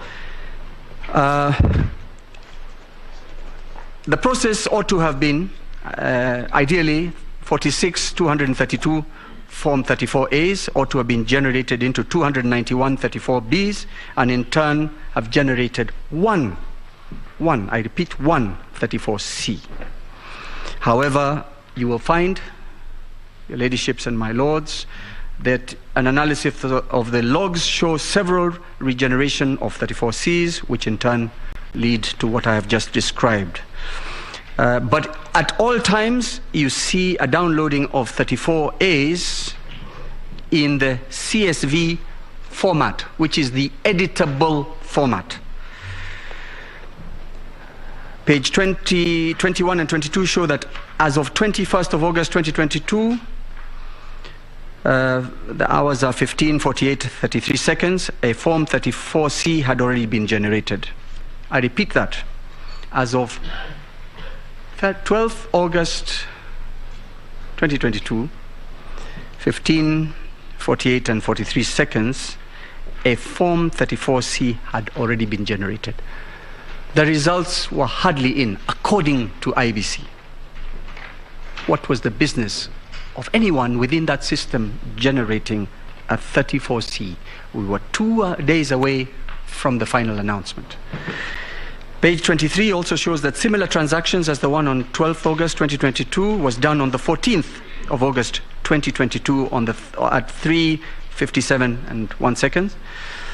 Page 23 shows that Form 34C was received in a PDF format at 3:57:01. Thereafter, instructions issued to the system to receive data to create 34C, and thereafter an action of starting document Form C generation is commenced and finally was successful.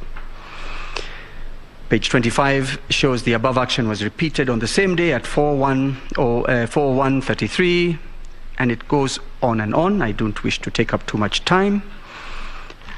It is all clear. Page 65 shows on the 14th of August 2022 at 15:34:12 there is an ambiguous and intentional modification overriding the whole process to finally generate Form C document. Data from Form 34B is then entered only once into the Form C, when there should be several entries to the Form C on different dates. Page 15 shows that there's a presence of illicit data in the presidential tallying system. Illicit means unexpected. There was plenty of Form 35Bs, which should not have been in the same portal. I move on. This you will find is repeated on and on. Page 43, 76, and 77. We see IBC personnel who were not gazetted for the purposes of the restricted and accountable access to the system, were granted access to the system. In particular, the personal assistant of the chairman of the third respondent, Mr. Dickson Kwanusu, is granted access. As a rejoinder, we have seen a belated authority to have such access, which is well after the election. But he is not gazetted, so he is invisible.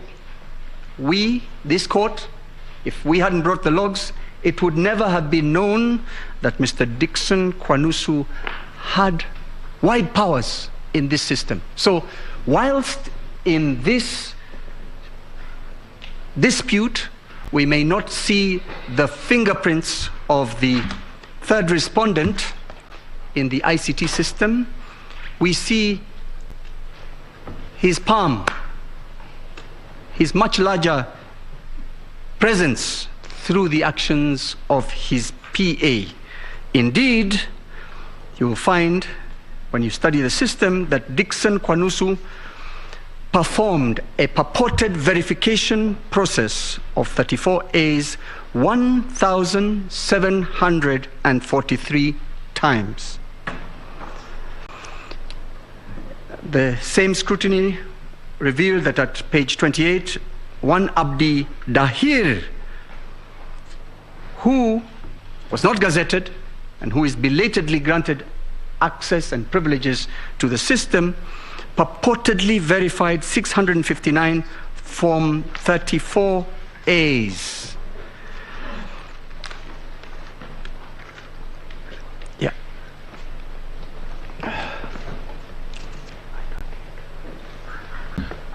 So I ask the court to look at the affidavits of Ben Wasonga. He is also another computer forensic expert. His evidence is substantially the same as George Njoroge. I will ask the court to note that the tender documents did provide that whoever was to provide the system was to be able to provide a KIMS kit that would provide compressed color photograph images using a compression technique that is in compliance with JPEG. However, the court will find that all finally displayed Form 34As were in black and white.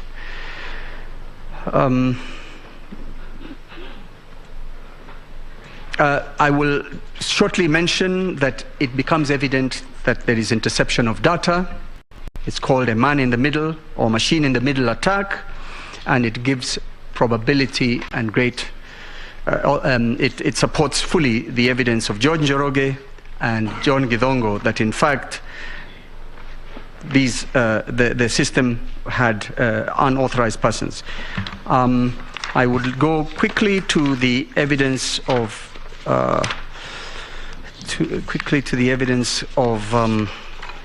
again Benson, who in his affidavit shows that there was not only one foreigner involved, there was several of them, and the ones I had mentioned earlier, and throughout the process of counting, several of them were involved as super administrators.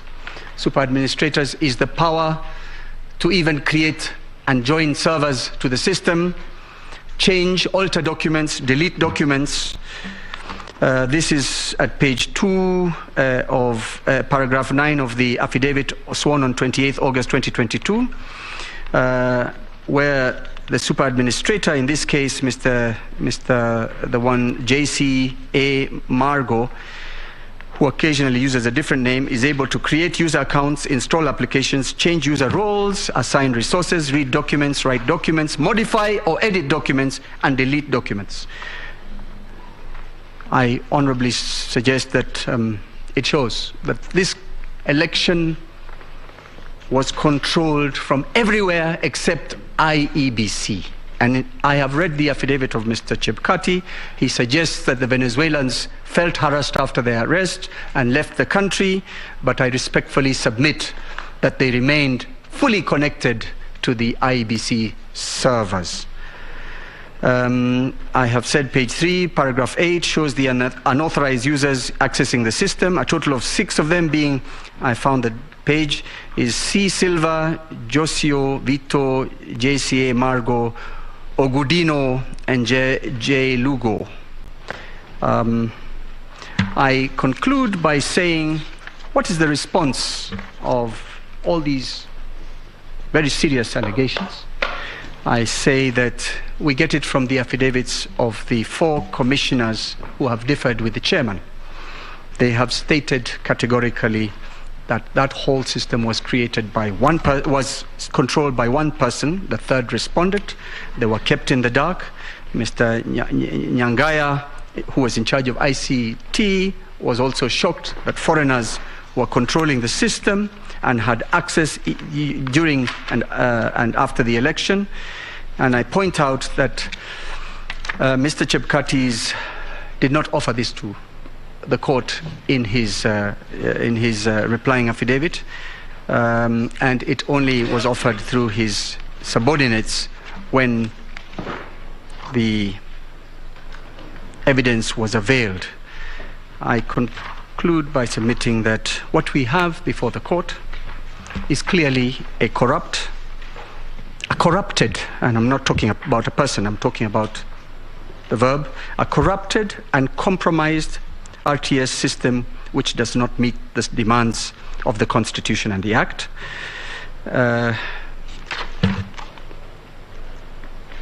And it is a matter that will be determined after scrutiny whether something can be retrieved from the system, which includes, and we focus on the results that were first uploaded onto the KIMS kits. Perhaps that's where we will find some truth. But whatever got to Bomas of Kenya was totally corrupted, I submit, by corrupt IEBC officials. I lastly point out that you will find in the affidavit of Mr. Benson Wasonga, Smartmatic, by some strange coincidence, is reportedly mired in several controversies in the management of elections technology around the world, including Venezuela and the Philippines. So perhaps that makes them unqualified to most of us, but makes them eminently qualified for the fraudulent objectives of the first and second respondents. Thank you.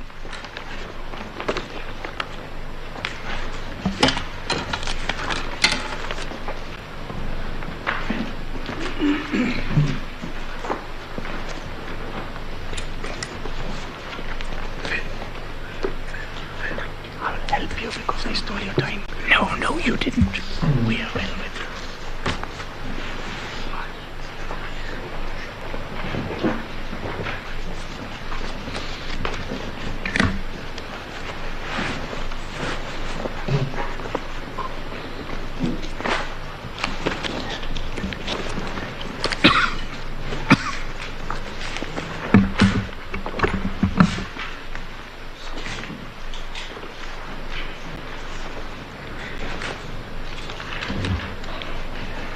My Lady Chief Justice, my ladies, my lords of the court, I address the court on issues 8 and 9, the magnitude of the matters which you've been listening to and which are set out in all our documents, and I will turn later to the prayers. This morning, in the last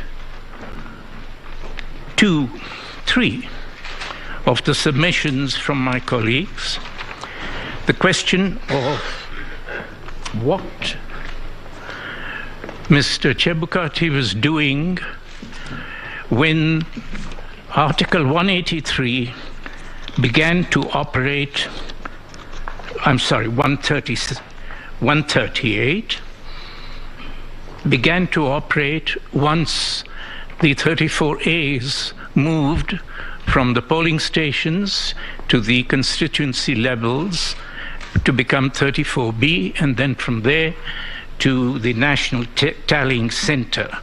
And Article 138.3 is, Article 138 is entitled, the marginal note, Procedure at Presidential Election.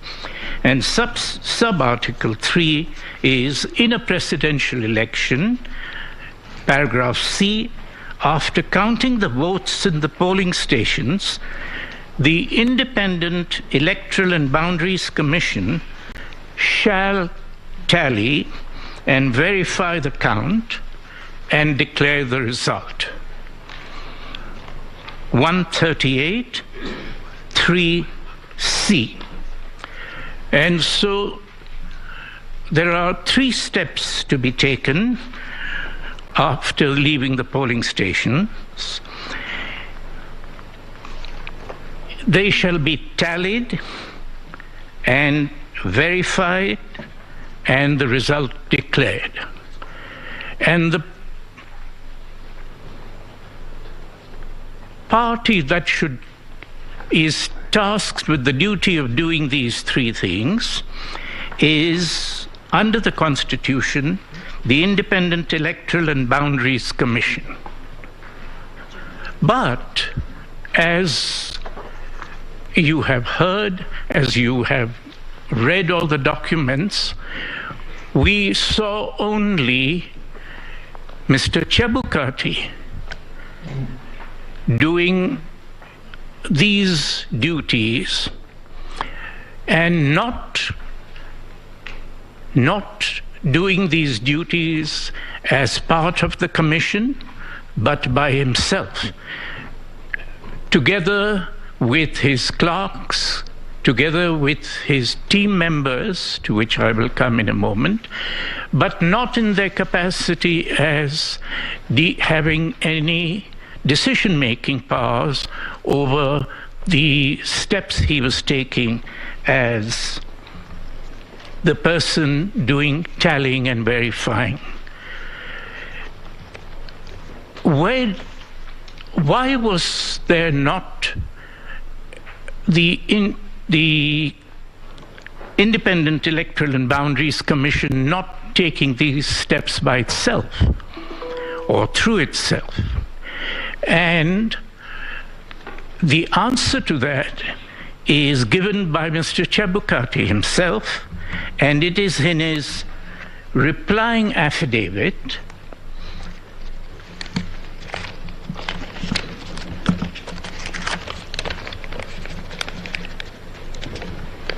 sworn on the 26th day of August 2022. And this is what he is setting out in paragraph 108.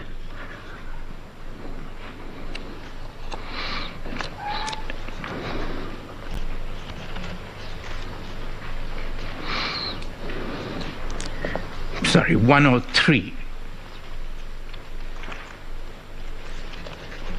Thank you.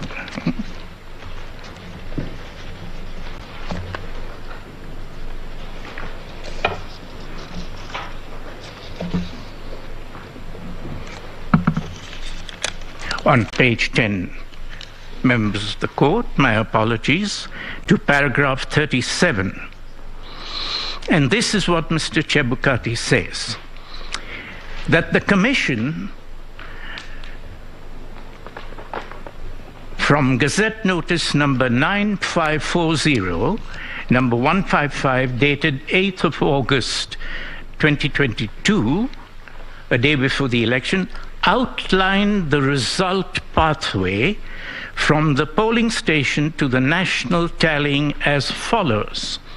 And then he quotes the Gazette Notice, subtitle, "The Presidential Returning Officer," into brackets, Commission Chairman, Roman 1, receives Form 34As and 34B. Article 138 is reading that the form should be received by the IBC. Roman 2 from the Gazette Notice, the Presidential Returning Officer, Commission Chairperson, verifies. And later on, again, he says, declares. Where does he get this authority from? Is from the Gazette Notice. And so that Gazette Notice is set out in his affidavit. And the Gazette Notice is reading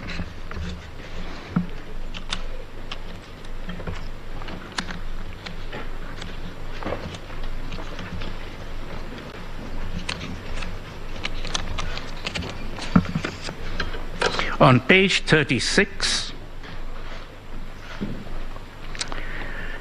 This Gazette Notice is in the X made, and it sets out the result paths at the National Tallying Center, which we have seen. And so we search for the authority to move away from Article 138. How did it get from IEBC to Mr. Chebukati? In exercise of the powers confirmed by Articles 88, 44 of the Constitution, Section 4 of the IEBC Act, Sections 38, 39 of the Elections Act, and Regulations 87(1)(b) of the Elections General Regulations 2012. This shift has come through these General Regulations 2012, which were amended at a different time, and brings a different receiving party. And that receiving party is the returning officer, into brackets, commission chairman, and the 87 itself, the regulation, is an amendment and is referred to by Mr. Chebukati.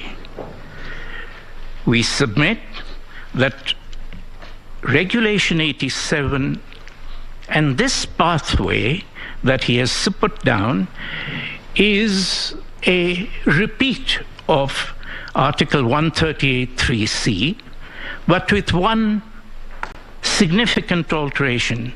Instead of the IEBC receiving the votes, instead of the IEBC verifying the votes and declaring the tally and the verification, he has put his own name,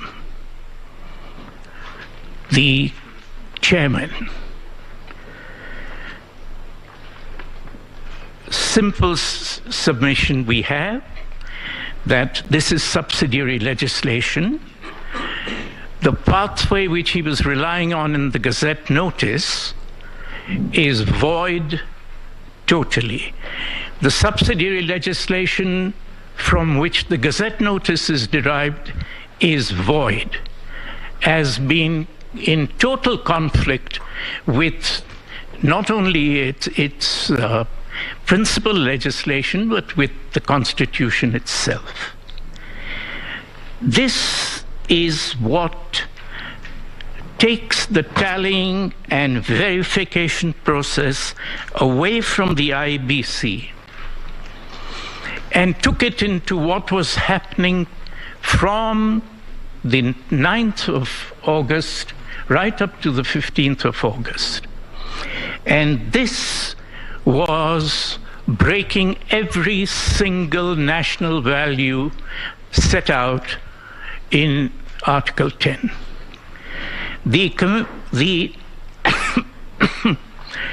And because this too was a checkpoint, it is widely believed, and the chairman is the first to fan this, that there is only one key checkpoint in the process of counting, and that is 34A at the polling station, close of polling, a photograph, the Keems skit, and that's the check. We have to understand that there isn't only one check. There is a second key check. From the 34As to the 34Bs, there is generated 34C. And 34C is so key that it needs a second check. And who is there to do that checking? No longer the agents at the polling stations. In their place, the Constitution sets the IEBC, the 7 commissioners.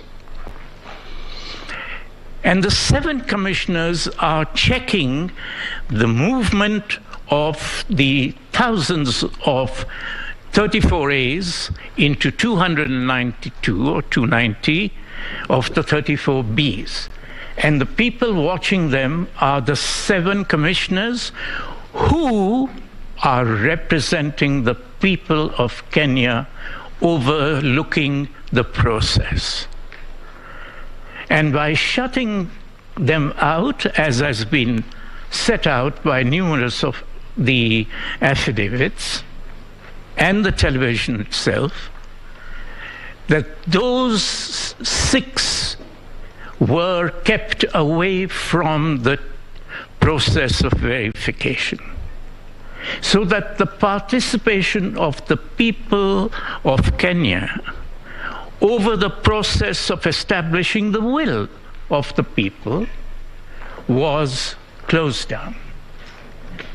But there is even a more dangerous thing going on here, and it is this. By this amendment, there was a concentration of the entire process, both of the verification as well as the decision-making as a consequence of that tallying and verification, a concentration into only one individual. And it gave him the power, that Gazette notice, that subsidiary legislation, in violation of the Constitution itself, to take these decisions, and vested in him an asset, a power to find a result all by himself, with no check.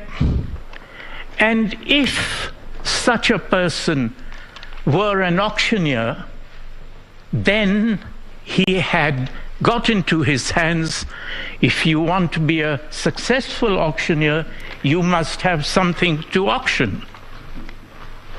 And this, the supreme prize in our politics, in our national life, in our institutions, had come into the hands of one person. This is a danger so great that it has been the push from the beginning of this election campaign, before the election. Keep your eyes on 34A at the polling station. Anybody who questions anything after that is an agitator, a person who is out to commit violence, is a person seeking this and that and the other. These are all decoys, taking away the key information that one man is doing this, and this petition is the most important petition that we have had. It is from this bench. There are 3 counsel here who filed and were present and argued the first presidential election petition against an incumbent 25 years ago, in 1992, now 30 years ago. And we have had to move step by step, pushing from very crude checking against very crude stuffing of ballot boxes to this day, when our ballot boxes are being stuffed with a highly sophisticated other writing form. And this is not about 2 people, it's not about one person, it's not about political ambition. This is what happens when this chairman is left to do what he has carefully managed to do.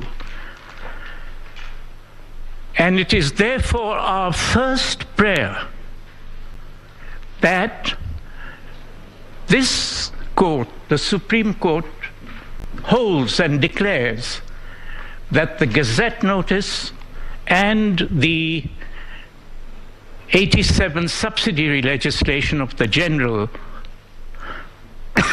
regulations is null and void for being contrary to its principal legislation and constitution. This is why there are people going to people's houses at 3 a.m. and 4 a.m. But is it something so unbelievable? No, this method, how is it that every 5 years, under the chairmanship of this particular officer, we have a crisis? Let me show you another step taken by Mr. Chebukati in this election. On the 8th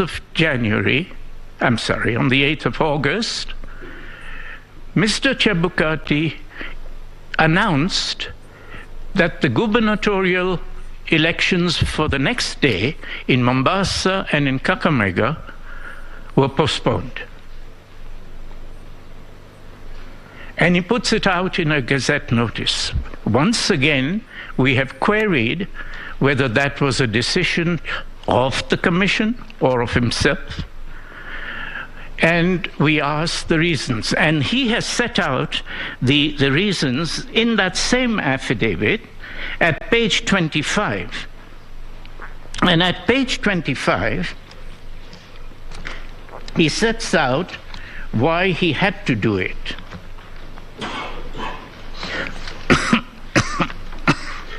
Sorry. And this is what he says. Paragraph 103 of that affidavit on page 25, that despite spirited efforts by him and his whole teams, whatever they are, to have the printer replace the ballot papers urgently, it was not possible, he says, to complete all logistics in time for the elections. In the circumstances, the commission was constrained, now he is seeking their umbrella, was constrained to postpone the gubernatorial elections in Kakamega and Mombasa, and then he gives the authority. Pursuant to Section 55B of the Elections Act and Regulation 64 of the Elections General Regulations, which allows the Commission to postpone an election in a constituency, county, or ward, quote, I've been quoting, quote, where it is impossible for an election to proceed, full stop. Then he says that the postponement was for a limited. So he has set out that it was postponed under these two sections and regulations where it is impossible for an election to proceed. So we look up section 55B of the Elections Act. Here is 55B of the Elections Act. Postponement of elections by the Commission. Subsection 1. The Commission may, where a date has been appointed for holding an election, postpone the election in a constituency, county or ward for such period as it may consider necessary, where A, there is reason to believe that a serious breach of peace is likely to occur if an election is held on that date. But Mr. Chebukati says that's not the reason. B, it is impossible to conduct the elections as a result of a natural disaster or other emergencies. He hasn't said it was because of the natural disaster or other emergencies. He doesn't say they were there. C, that there has been occurrence of an electoral malpractice of such a nature and gravity as to make it impossible for an election to proceed. A, B, C. None of these were applicable, but even if they were invoked, none of them were present in fact. But see what Mr. Chebukati had done. He had lied. He said that in Section 55B, it is provided that they may postpone if it is impossible to conduct the elections, full stop. And when we look at Regulation 67, it's identical with the same conditions. Once again, he is lying. And there is not the slightest concern, for the values of Article 10 and the whole Constitution. This is two things here to watch, members of the court. Number one, that this is a person who is saying these things with impunity. This is a person who sets out the wrongdoing that he is practicing with mens rea. This is not a mistake. This is a very calculated, very calculated subversion of forethought. He plans this, does it on the last day, doesn't explain what those conditions are which make it impossible, and delays it. And then it does not matter to him that at least 2-3 million people in Mombasa County and Kakamega County have been deprived of their right to vote. That it is important and reversing that a presidential election has to be held on the days when the general election is held. This is how the mess that has brought 100, a full Supreme Court, here. Because this man, when you ask him these things, justifies it, knows that it is wrong, and puts it in an affidavit. And then says to us, you explain it. So, it is important not that we cannot rely on a single thing. This is a practiced artist of the destruction of our institutions, because that is what happens. He did it in 2017. He was caught. When the court ordered him to disclose more things, he disobeyed the order, never did it, and took the benefit of the continued change of circumstances, a new election, etc. And now, back again, he is here. Same person, same sort of tricks. This was in 2012 and 2013, this amendment. This man has been practicing this for 2 election cycles.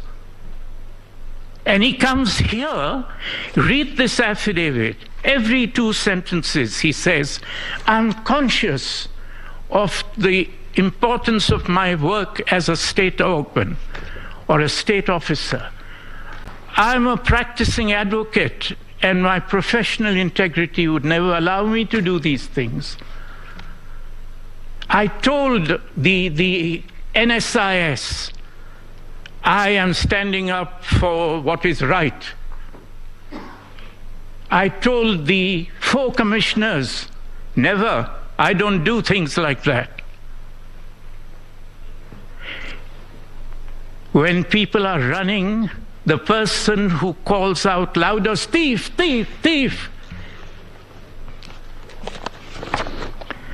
So that this is what has been going on, and it is destroying our institutions. This case is about the democratic institutions of Kenya. And it is about how we protect those institutions and how we stop people who are attacking those institutions. We cannot do it on the streets. We do it through the institutions. We were doing it through the bar. Now the burden has come to the judiciary because of the new constitution.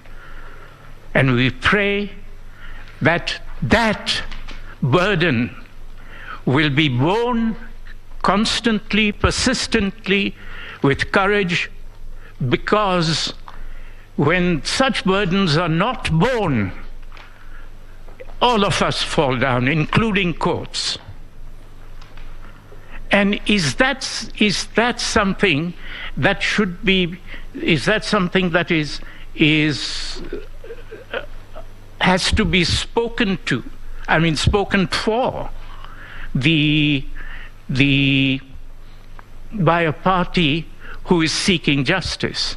And the answer, fortunately, is no. The Constitution itself gives the answer.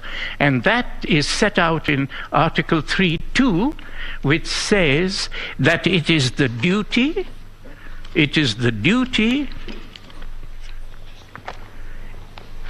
every person has an obligation to respect, uphold, and defend this Constitution. Defend? Armies coming from abroad don't care about our Constitution. We're not defending this Constitution against armed incursion from anywhere. That defense is from enemies within who use this type of thing. It is not unusual. The subsidiary legislation emanates, as we all know, from the institution itself. And a letter goes to the Attorney General saying, I would like to amend this. This is what I want. The Attorney General says, give us a draft. The draft comes, sent to the draftsman, legal draftsman. First draft goes to various ministries, Attorney Generals, other departments, public, to the Interior Ministry, la. So this has been done very calculatedly. Very few of us are going to read this to see it, but no one even saw it in 2017. So we have work ahead of us. And so may I turn then to the second issue that I'm coming on to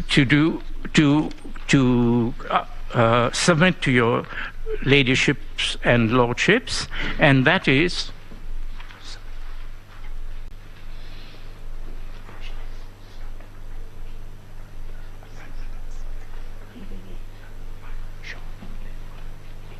Sure. Thank you. Sorry, Mary. So the prayers are there. We are asking for prayers in the petition, and we respectfully request that the court looks at them and deliberates on them. But the court also has powers from other places.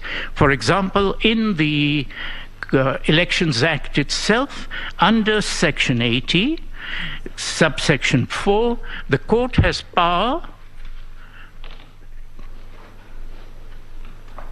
The court has power to, if there is evidence that you find, you may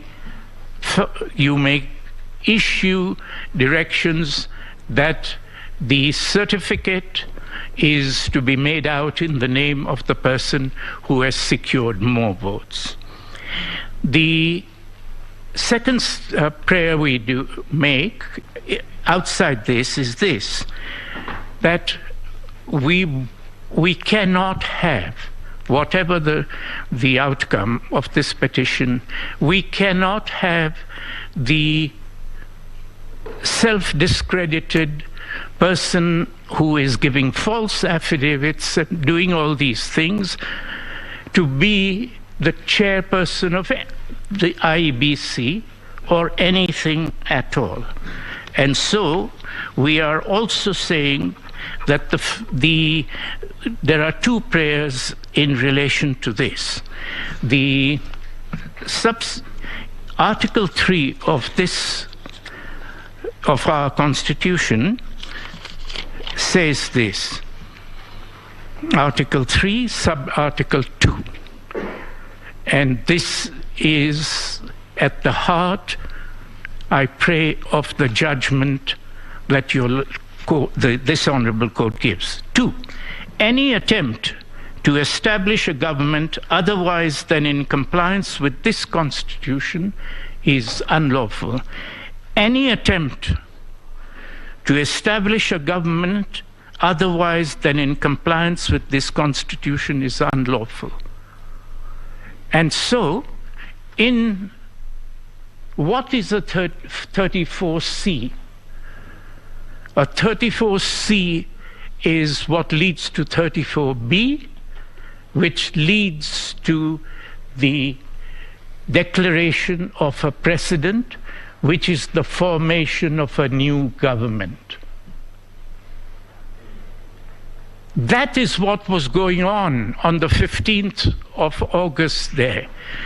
An attempt, and even here, right now in this court, there are people who have filed things in contravention of the Constitution, saying that what is in contravention of the Constitution is correct.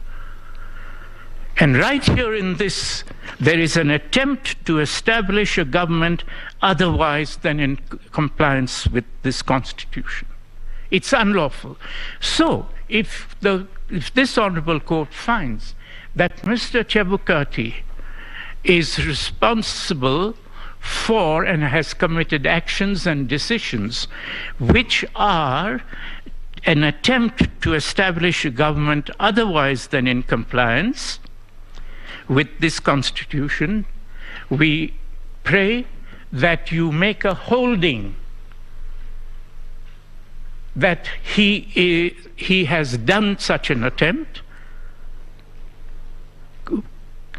which is a mechanism within the Constitution itself and within this election petition's four corners, and a second and another one, another declaration that this person, pursuant to Article 33, sub-article 2, is no longer fit to hold public office. We go further. Is it possible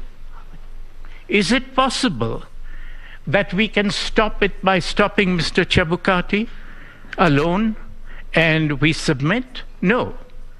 It doesn't matter whether Mr. Chebukati will find another Mr. Chebukati next time. We have to stop those people who do not take those steps, but who take the benefit of those steps. And those people who take the benefit of the steps which the Constitution itself says is unlawful cannot take public office on the basis of a false 34C, 34D, of a declaration made by a person who knows he's made it falsely, so that we also pray that those who seek to benefit from the wrongdoing of Mr. Chebukati are themselves caught by Article 3, Sub-Article 2, and you have the powers to make the same orders, that they too are making an attempt to establish a government in Kenya otherwise than in compliance with this constitution. And we pray that this court moves our country forward with those two steps of orders in relation to all parties benefiting and all parties carrying out this mass attack upon Kenyan democracy. Thank you.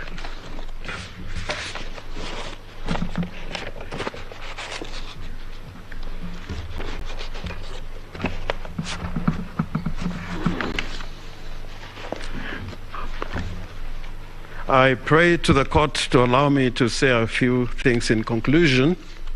And I'm honored to come after my senior, Mr. Feroz Norji, senior counsel. I cannot forget to put it on record that in 1993 I filed a similar petition challenging the election of the then president, and my lawyer was Mr. Feroz Norji and Mr. Paul Mwangi, and I'm forever grateful. And so was Mr. Paul Mwite, senior counsel. Many times I was locked up, he was always available to appear for me, and like many other counsels who are here. I want to urge the court that what has been put on record, and particularly the evidence that has come through the submissions of my learned friend, Mr. Morgor, it's so important in terms of making a decision as to what to do with the elections that were held on the 9th of August this year. And Mr. Morgor has put evidence before you which has not been controverted. For example, there is evidence of interference, if not invasion, of the technology infrastructure of IEBC, and the evidence of Mr. George Njoroge, which was covered by Mr. Morgor. I want the court, with respect, to look at what the IEBC has said in return or in response to those very, very serious allegations through Mr. Martin Wachira Nyaga, again was referred to by Mr. Morgor. He does not deny the disclosure of the 6 logs from the 6 servers. In his affidavit, he actually acknowledges the logs which speak to access to the servers without authorization. And he puts the question the other way around. Instead of this matter going into inquiry by the Electoral Commission, he questions the authority of Mr. Njoroge in accessing, in obtaining those logs. And he says the same things about the logs that have been put forward by Mr. Justus Nyang'aya. The authenticity and integrity of those logs have not been rebutted. We are treated to an explanation in the affidavit of Mr. Wachira, in particular about the generation of Form 34C. And those rebuttals do not answer the question as to why there are these unauthorized access to the servers of the IEBC and obtaining those particular logs. There is also in the bundle in the evidence through the affidavit of Mr. Nyagasi of 2 Form 34Cs, one generated on the day the results of the elections were declared on the 15th of August, and the one that was generated on the 15th of August 2022 is based on the results obtained at the county level. The next day, again, another Form C was generated. All that is in the bundle of Mr. Nyagasi. Another Form 34C. That one was computed on the basis of the results that were obtained from the polling stations. So we got 2 Form 34Cs. There is no explanation given as to why there was those 2 forms. So, Your Lordships, we pray that the orders that we prayed for are justified. But probably in future, there may need to be a thorough inquiry as to what happened. Not just looking at the question of whether Mr. Ruto was validly elected, but looking at the criminality that characterized this entire enterprise. And that is when the Kenyan people will know the truth. But for now, I think the Kenyan people will be happier if this court can make sure that the authority, their sovereign will, is not taken away. I thank you. Thank you very much for keeping time. We will take one more before we break for lunch. Petition number E001 of 2022, John Njoroge Kamau.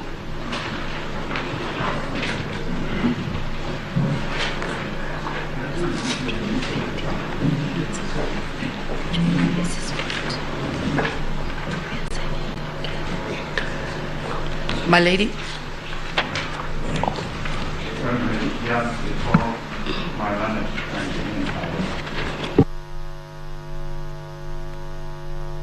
I request for indulgence of the court just to introduce 3 people I'm appearing with, but they were in the other room, they didn't get access to court. And that is Emmanuel Bitter, Christopher Marwa, and Radhika Arora. I would like to put them on record. Thank you.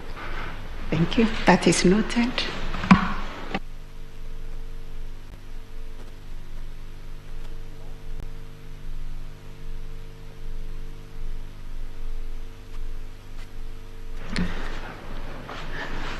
My lady, Madam Chief Justice, my lady, the Deputy Chief Justice, my lords and my lady of the Supreme Court.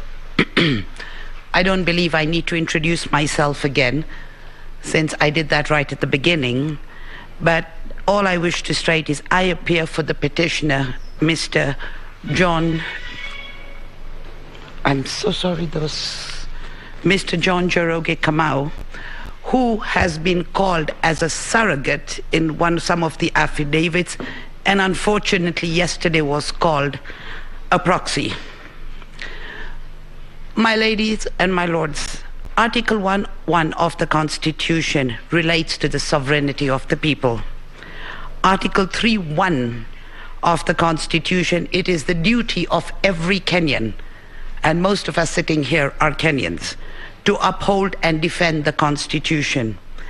Hence, it is very sad to see that when Wanjiku, or in this case, John Njoroge Kamau, comes to court, he or she is immediately vilified and stigmatized.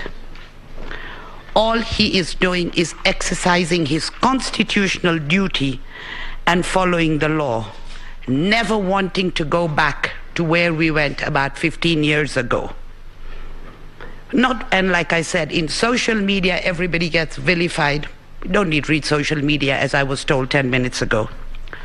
Notwithstanding the same, John Njoroge Kamau on the 9th of August 2022, in exercise of his constitutional right to vote under Article 38 of the Constitution, went to his polling station to vote for his preferred presidential candidate, and then went home to await the result. It was a long wait for 6 days, but that is not his gripe at all. He is not complaining about the 6 days. As far as he was concerned, he had this legitimate expectation there was going to be a free, fair, credible, accurate, transparent, and verifiable election pursuant to Article 86 of the Constitution. But my poor client, lo and behold, to his shock and horror, at about 4 p.m. on the 15th, a public statement was made by Juliana Cherera, Irene Massett, Justice Nyangaya, and Francis Wanderi, and I will call them as the 4 commissioners because I won't continue to repeat their names. And in that statement, before the declaration of who he wanted to know was his president, before that declaration, they came out and stated that this election was opaque. Subsequently, at about 6:05, the chairperson of the IEBC declared a result to say who the president-elect of the country was, and this was duly gazetted. To confound it all, on the 16th of August, people started calling, and the 4 commissioners started calling this the Chebukati's results. On the 17th of August 2022, a statement was issued by the chairperson of the IEBC, and I'm not going to get personal here, I will call him by his title that he's got at the moment, stating the reasons why the 4 commissioners, and the drama continues. My ladies and my lord, this is a voter who is watching all this unfold in public. His simple question is, did my vote matter? Or was it Chebukati's result, or was it an opaque result? What happened? And that's why that's who I am representing. And I'm very curious for myself. Where did my vote go? Did it go anywhere? Or was it not there? My lords and my ladies and my lords, in order to meet the constitutional threshold of being a credible, transparent, verifiable, accurate process, the electoral process must be conducted in strict compliance of the law. We have filed on behalf of the petitioner very extensive submissions. These were filed on the 26th of August 2022. I am caught in a position where I could sit here and reread everything that's been said or everything that has been reiterated by my learned seniors who are, for once in my life I can say who are much older than me, because normally I'm one of the oldest people in a room, who are much older than me. So I don't wish to repeat everything that they have said, because that we don't have the luxury of time. I will just keep it very, very short, because I am sure your ladyships and your lordships will read the 23-page submissions that we have done. 1.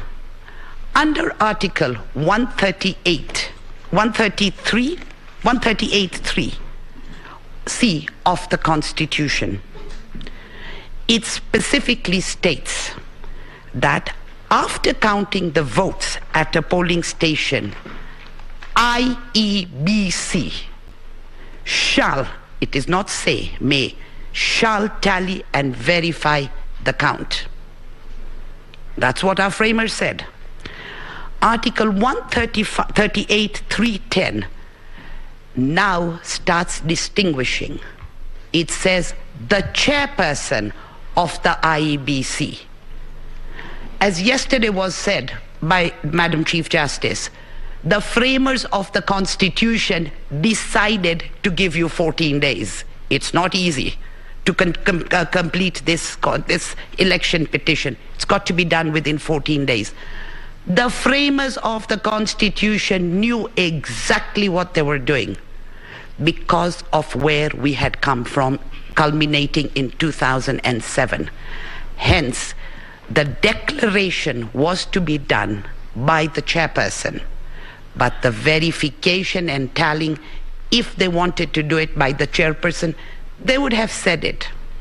Secondly, if, as is being stated by the chairperson of the IEBC, as he's put in his statement that was issued on the 17th of August, it is me. It is me who has to verify and tally pursuant to regulation. There's a regulation 87.3, which my learned friend Mr. Feroz now took your lordships and your ladyships to. I can do it. If he could do it, why wasn't it said? And if he says he can do it, why do you need a commission of 7 people? Why do we spend so much money, taxpayers' money, on a commission of 7 people? Have 3. This court has ruled that 3 people constitute a commission. Have 3. Why do you need 7? Let's take it further. If it's only him, and according to some of the submissions and arguments that are going to be placed before you, the issue of Schedule 5 regarding quorum, and that he doesn't need quorum, it's only in the normal business. My ladies and my lords, what exactly does the IEBC do? Voter registration, but what is its main function related to? Elections. It is all about elections. That's what they do. I don't believe there's been much boundary delineation, but I will stand to be corrected on that by my learned friends on this side. They may know a little more than that. And so, if it is only the chairperson whose argument is there is 34A, so there is an announcing declaration there, then there is the polling center, and then it comes to him at the tallying center, and he does it. I still go back to 30 billion shillings on an election, and this is what we've got. It's a very sad state of affairs we are in. One man, let's have a commission of 3, going by what he says. Taking it now to the regulations that he relied upon on the 17th, with your lordship's permission, I would state those regulations, unfortunately, when your ladyships and your lordships decided, as my young associates say it in my office, I don't know how they do it, but they say it, Raila and another versus the IEBC of 2017, they claim that according to terminology they use, it's called Raila 2, and then the subsidiary one, the second one that came, when it came for clarification, they call it Raila 2.5. So I don't know why they do that, but that's what the young lawyers do, so I'm going to use their terminology. When Maina Kiai was decided, and this particular Maina Kiai was decided I believe it was I'd written the date down, but Maina Kiai was decided in June 2017. Subsequently, the chairperson of the IEBC came to your lordships and your ladyships asking for a clarification as to exactly how Maina Kiai was interfering with your decisions in Raila 2. It was so clear on what this court said. And the saddest part is regulation 87 that he is relying upon was not brought to your attention, and from 2017 to 2022 all IEBC does is hold elections but doesn't look at its regulations. And are these regulations, are these going to be the mundane matters that the commission has to decide? Because we've been told, besides verifying and telling, the commission does everything, and those are in their submissions. My lords and my ladies, if you look at my written submissions, and I'm going to take you through them very quickly as to, if you look at, and this is, the page numbers are verified, the case numbers, we've put in a bundle of documents. What that statement of the 17th of August said, please, if you could look at page 8 of my written submissions, at paragraph 19 from about line 18. And this is a quote from the Maina Kiai case.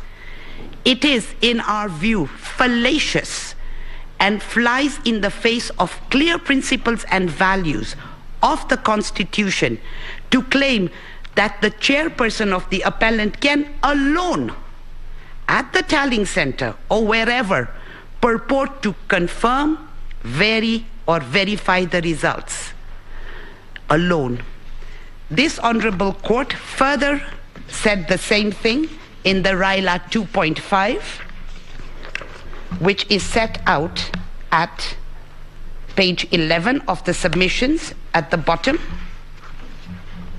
And you go to page 12, this is at paragraph 20, and it'll be paragraph 292 of the RILA 2.5. The failure by the first respondent, IEBC, to verify the results in consultation with the second respondent, IEBC chairperson, before the latter declared them, therefore went against the expectations of Article 138(3)(3)(c). And there are several quotations I have put in there that show that this court has already made the decision. My biggest fault with the IEBC, and it's not particular the chairperson in himself, for 5 years you did nothing. The Supreme Court told you in October 2017, you can't do this. You do nothing. You amend in April 2017, you leave it at that. There's been hardly any amendments. It doesn't matter who's the Kenyan voter. IEBC, chairperson, we own this. It's an independent commission, but they have to work within the ambit of the Constitution. My ladies and my lord, I'm just going back now. Like I said, I have 15 minutes, and I think I'm going to be at a space where I'm going to be a very patriotic Kenyan, and I'm going to donate the time back to the court, because I don't think I'm going to take the full time to finish my submission, because it's fully set out where we are going to. There are three things that we've brought up. One is the issue of the Regulation 87, which has to be made unconstitutional. And we have relied upon the court, the judgment of this court in the case of Rai, where you declared Section 14, where Parliament went way beyond the ambit of what this court was supposed to do. We are relying upon that to declare that, because it appears IEBC is never going to come to you, so we might as well do it once every 5 years to see where they've got it wrong. We're requesting you to declare it unconstitutional. We are going further and stating to your lordships, to your ladyships and your lordships, the issue of the elections, of the cancelled elections. Whilst the elections were cancelled in counties or gubernatorial, and an issue has been taken up that if this court has jurisdiction, because interpretation of the Constitution is in the High Court. My ladies and my lords, Article 101 actually gives a date cast in stone when our elections are going to take place. General Assembly, Parliament, Presidential, the whole lot. So it is on the second Tuesday of every 5th year. Article 101 read with Article 136(2)(a, read with Article 177(1)(a) of the Constitution, and 181, clear, cast in stone. We all know why that happened, because initially dates could be set by whoever they wanted to. And you could have a date on the 29th of December for an election, where voters were available or not available. That was the history of that, in a very narrow way. We now have a situation where elections were cancelled. Today we have a chairperson and an IEBC who are so disconnected. What happens if in 5 years from now somebody decides to cancel a presidential election on the basis of a national emergency? This is something that really struck us when we were looking at this. It was something that had never crossed our mind. It's a hypothetical, yes, but maybe some direction needs to be given on that. Secondly, the suppression of voter turnout and voters being disenfranchised. We've been told this entire election is mathematical. Take a calculator and you'll get a result. That's what I've been told. If it's as simple as taking a calculator, the national tally that was stated by the chairperson was 65.4% or thereabouts. In Mombasa, where there was no gubernatorial election, and that you can work out from simple mathematics as to the number of people who showed up vis-a-vis the number of people, the voter turnout was 44%. In Kakamega, with a national tally of 65.4%, the total number of voter turnout was 57%. Simple mathematics, even saying that the figures we have are correct. And that is where we've come from, because there was a submission that we've not shown anything. Those two counties were way below the national tally. Whose strongholds they were is not my problem. All we are saying is that there was suppression and therefore voters were disenfranchised. You're cancelling an election at 8 o'clock at night on the 8th for voters the following day. You can imagine the confusion. And what was the reason for the confusion? A mix-up in ballots. This is all in our petition. I am just speaking to your lordships because if you read the petition, all the annexures are there. Oh, sorry, oops, we made a mistake in the ballot papers. There was a mix-up. Yet, there was supposed to be gazettement. A replying affidavit by the CEO, and it was supposed to be done by the 1st of July. A replying affidavit put in this petition by the CEO. Oh, we gave it to the national printers, the government printers, but they didn't print it, and so it should be deemed as done. There are news articles saying 128 ballots came to this country with ballot papers on the 7th of July, 6 days after this gazettement, or 7 days. And it is quite clear that there was an issue with the gazettement. It was backdated. But 128 ballots were already there. And the chairman admitted it, that there was a problem with the machine at the government printers for the printing. Even if you assume that it was printed on time, it was sent on the 1st of July. The earliest it could have been done was on the 2nd of July, because they haven't given us a time. We are voters, we are just watching this. We're watching this drama unfold. That being the case, and on the 7th, 128 ballots came. That's a lot of ballots and a lot of ballot papers. Nobody checked, like I keep on saying, 30 billion shillings later, we can't get an election right because there's a mix-up in the ballot. And therefore, my ladies and my lords, what is happening here is not a way to have an election at any level. We don't know what is going on as voters. People who are listening to this are getting even more confused as to what is happening out there. Was this accurate? Was this verifiable? It's our humble submission. The commissioners who came out, the disconnect between the commissioners shows that there is a problem. Mr. Chebukati says it is verifiable and accurate. The voter, what does Mr. John Njoroge know? The commissioners are saying it was opaque. Where does the voter go? Has everybody forgotten the voter in all of this? The political parties are saying, I won, I won. We want to know what happened to our vote, and where we are today, we actually cannot say that where this vote went and what happened. And in view of that, it's my humble submission that one, the petition be allowed as prayed.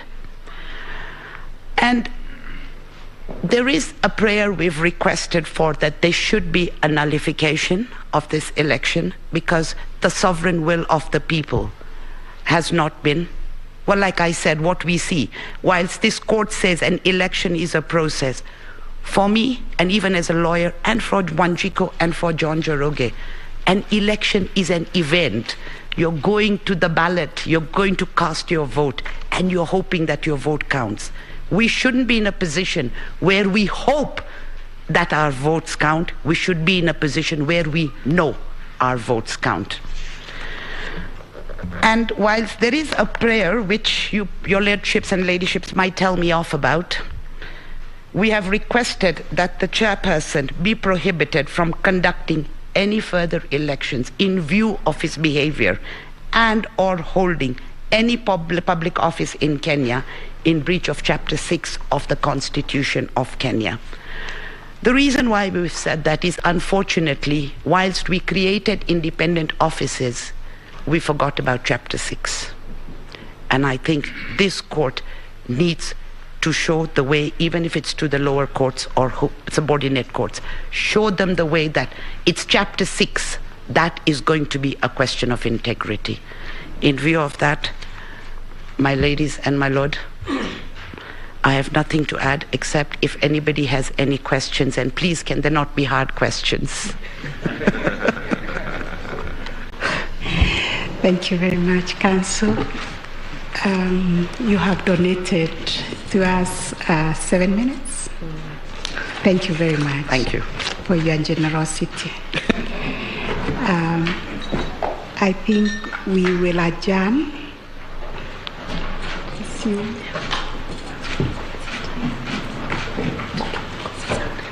Yes. Is there something about the 12 visitors? Yeah. 2 o'clock. 2 p.m.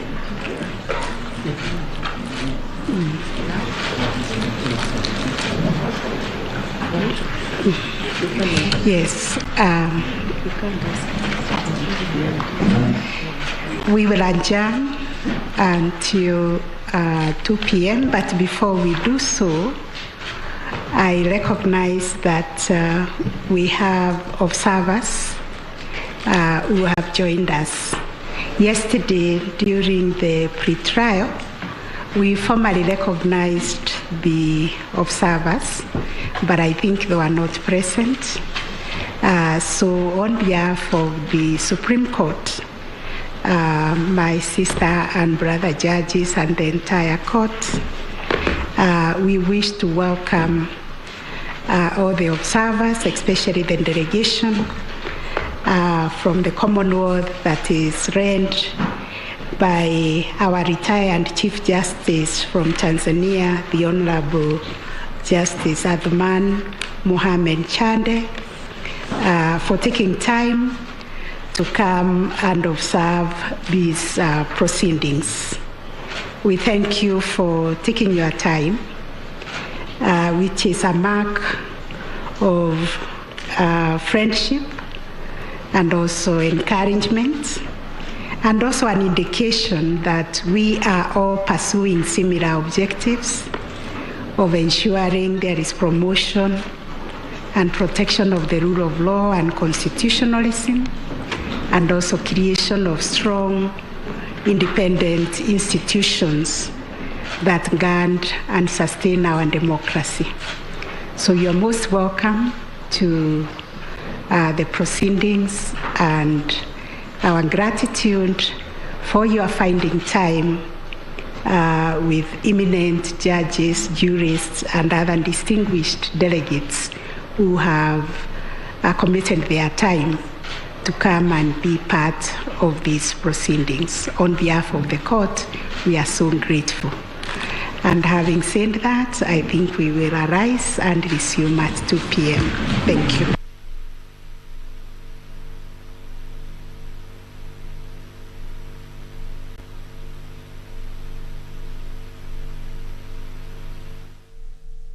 Ultra-refined, eloquent lawyers and the Solomonic wisdom-filled 7-judge bench led by Chief Justice Martha Koome. It is indeed day 1 of the presidential petition, which was baptized yesterday, the Raila Odinga and Martha Karua petition, the judges exiting the chambers there. And early on, we also had a split screen of what was still going on at the precinct of the court. That is the vote retallying at the floor of the House. That is one of the rulings, the first ruling that the Apex Court did yesterday, and ordered for the scrutiny and recount in 15 polling stations boxes, which they talked about they will be opened for inspection, scrutiny and recount within 48 hours. And we are just almost doing the first 24 hours. As you can see, is that one of the things they said is that during the recount, each party is represented there by 2 agents. A registrar of the Supreme Court will supervise that exercise. Copies of Form 34A, 34C, also used in the 15 contested polling stations, be provided by the Independent Electoral and Boundaries Commission. And also they talked about providing security during that scrutiny exercise, and it has already started. What happens after all is said and done, all the votes are retallied? Okay, we will be getting a closer look at that. I have an expert here in studio. But before then, it's good to just mention the 15 the polling stations that the votes are being retallied. It's the Nandi Hills in Nandi County. We have Sinendeti Primary School in Nandi County, Belgut in Kericho County, Kapsuser in Kericho County, Chepkutum Primary School, Kericho County. But first of all, before I continue, let's first of all listen up.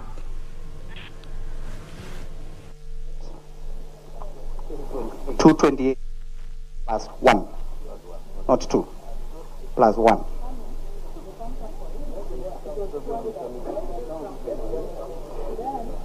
That is how you do your math. Give an example of 10. That's okay. This first ballot was okay. This was the test. From there we will know what to do.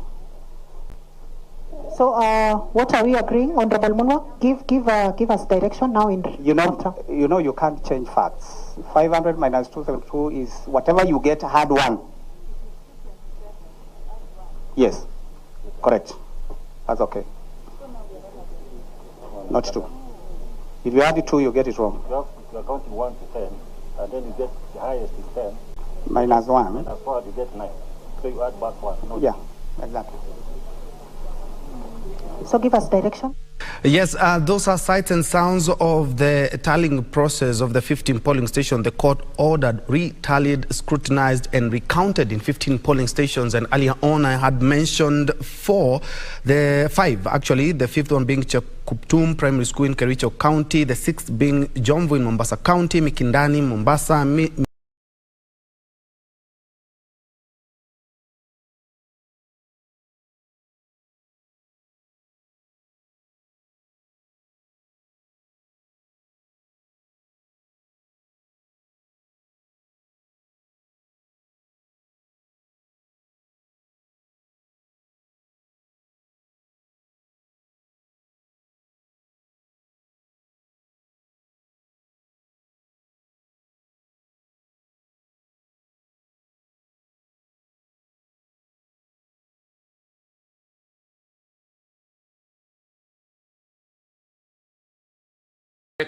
of the authorities and our submissions.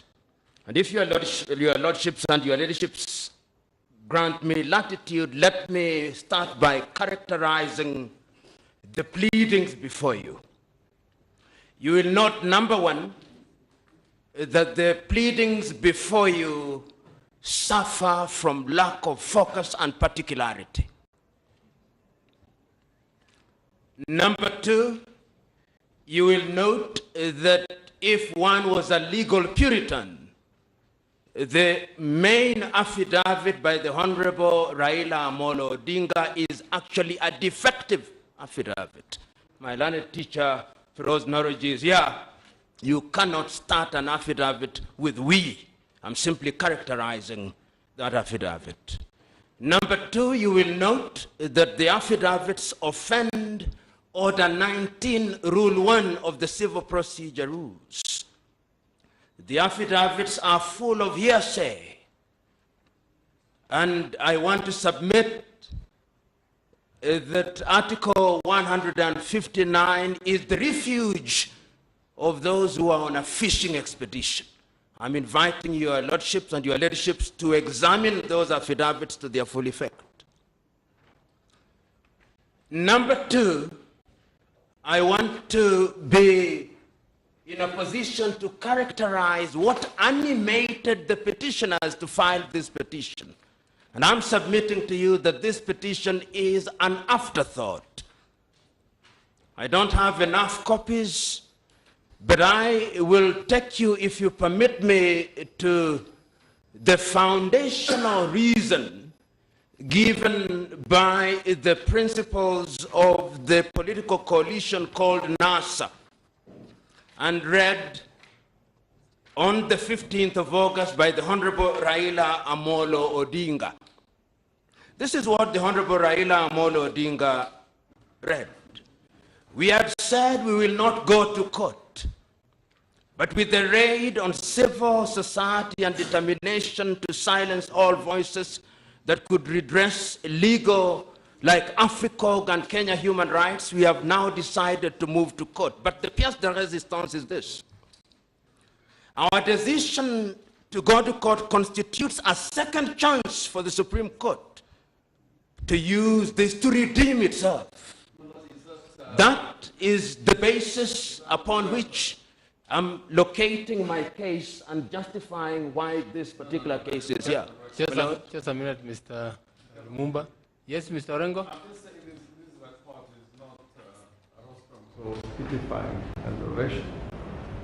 He should tell us where that statement comes from and whether it was on record. My Lord, this is a statement that is in the public domain. If it's not on record, then it can't be part of it. Mr. Orengo, you will notice that we have been very, very patient.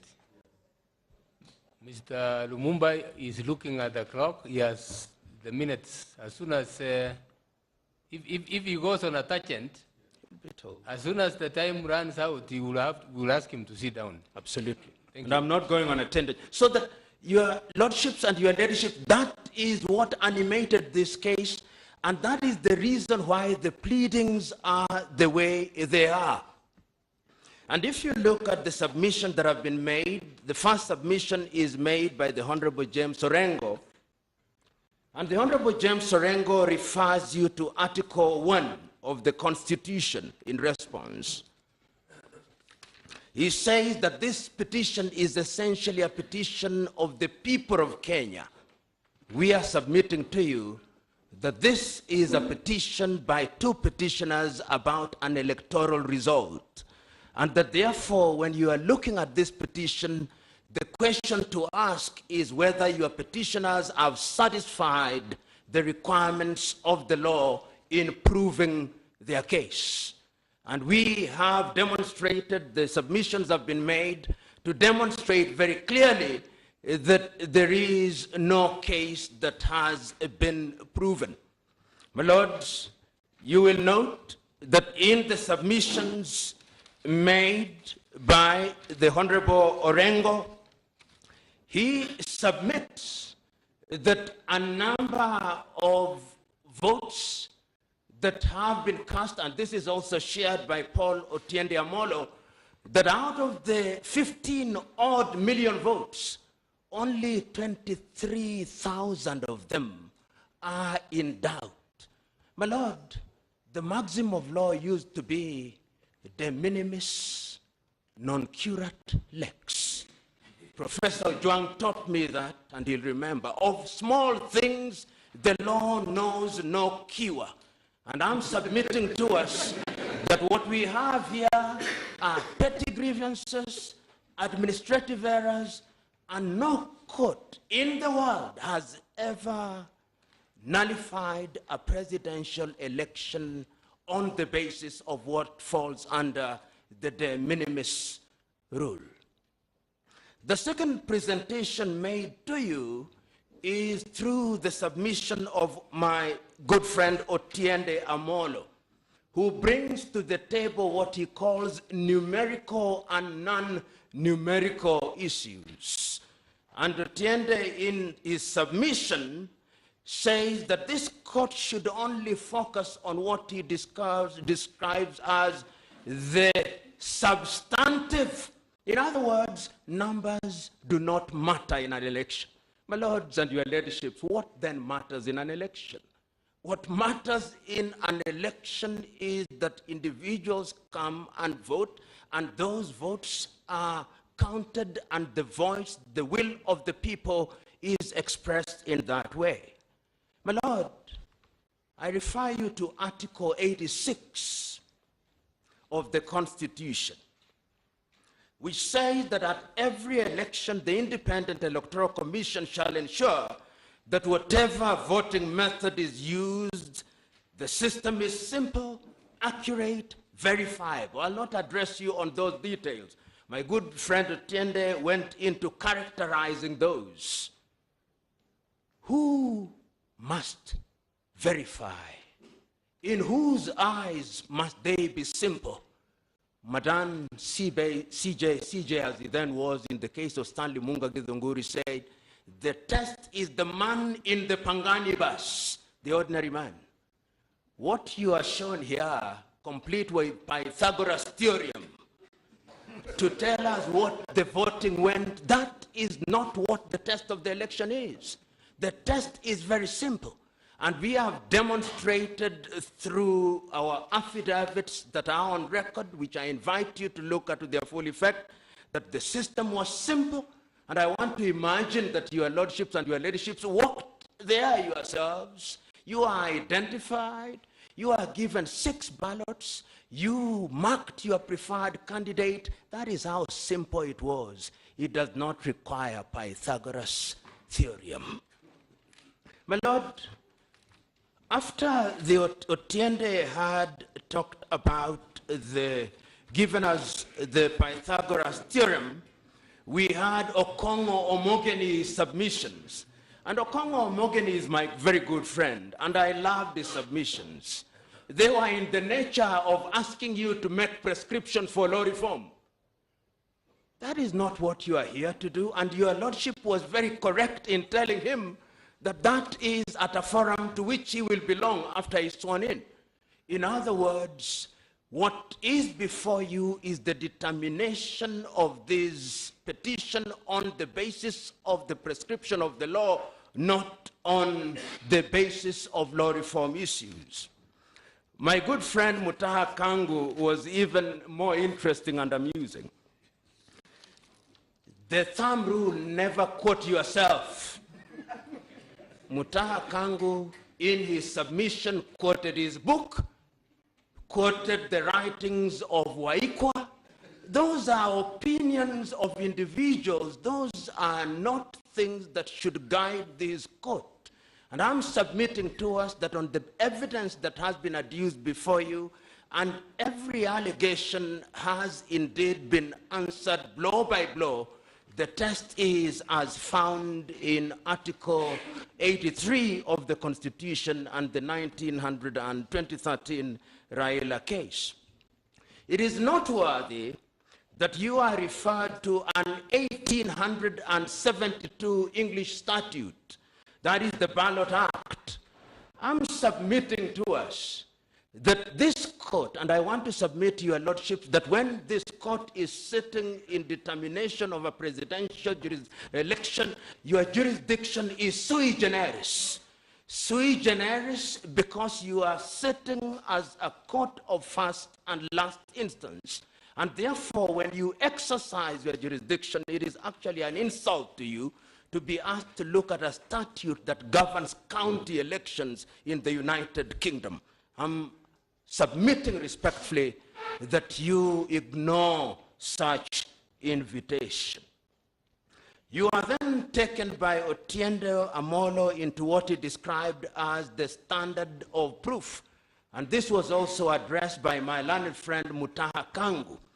And Mutaha Kangu made a very amazing proposition that the duty of the petitioner is to establish a prima facie case. And that once they establish a prima facie case, then the burden shifts. Nothing, respectfully, your lordships and your ladyships, can be further from the truth. The truth is, and this is the rule of the thumb, he who alleges must prove. And I'm submitting to you that your petitioners have made allegations, they have made many things, but they have not proven anything. My Lord, you are then taken to the case that has now been cited ad nauseum, the case of Maina Kiai.